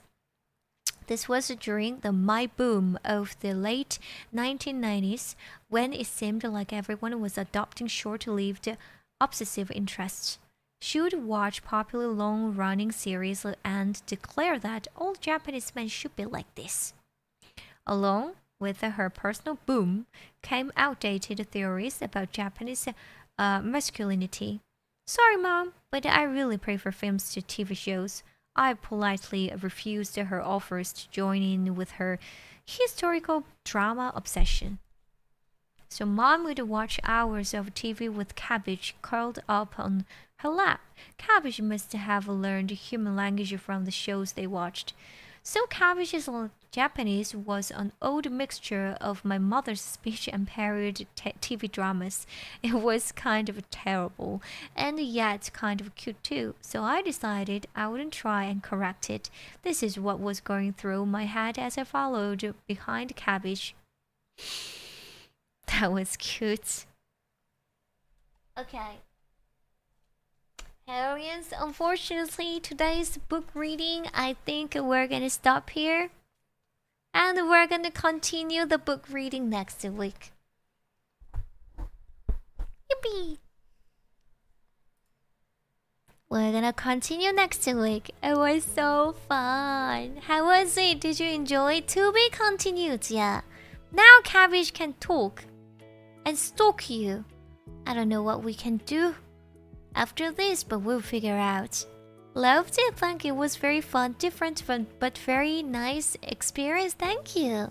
Tune in next time. Yeah, we're gonna have the same schedule next week, so we can have book reading as a series. Dancy, welcome. Thank you for the nice reading. I will re-listen it during work hours tomorrow.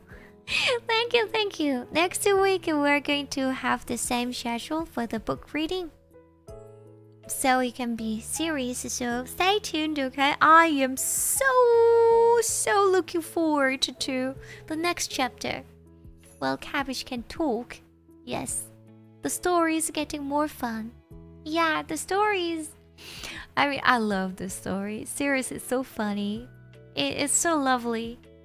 And so cute. I mean, it was really sad, but then it became very cute. Okay, I will stop talking so that all the VOD watchers can enjoy ASMR-ish book reading. Thank you so much for watching. Have a good rest, everyone. Take care. See you tomorrow. Mwah! Bye bye. Oh, thank you, MTK. Arigato. Thank you. You can always join the membership and also send the tips if you want, because during the book reading it's always off. The sound is always off, so don't worry, baby. Thank you so much for the tip. Thank you a lot for the great time and the fun day. Thank you, Devatanshi. Is great, right? Thank you, thank you. Have a good rest, okay? See you tomorrow, baby. Bye-bye. Bye-bye, everyone. Bye-bye, that dudes. Bye-bye, MTK. Bye-bye, school. Bye-bye, strike. Bye-bye, everyone. Have a good rest. I'm gonna make it very short just for the VODs. Yeah, to be continued easily. Yeah. Bye-bye.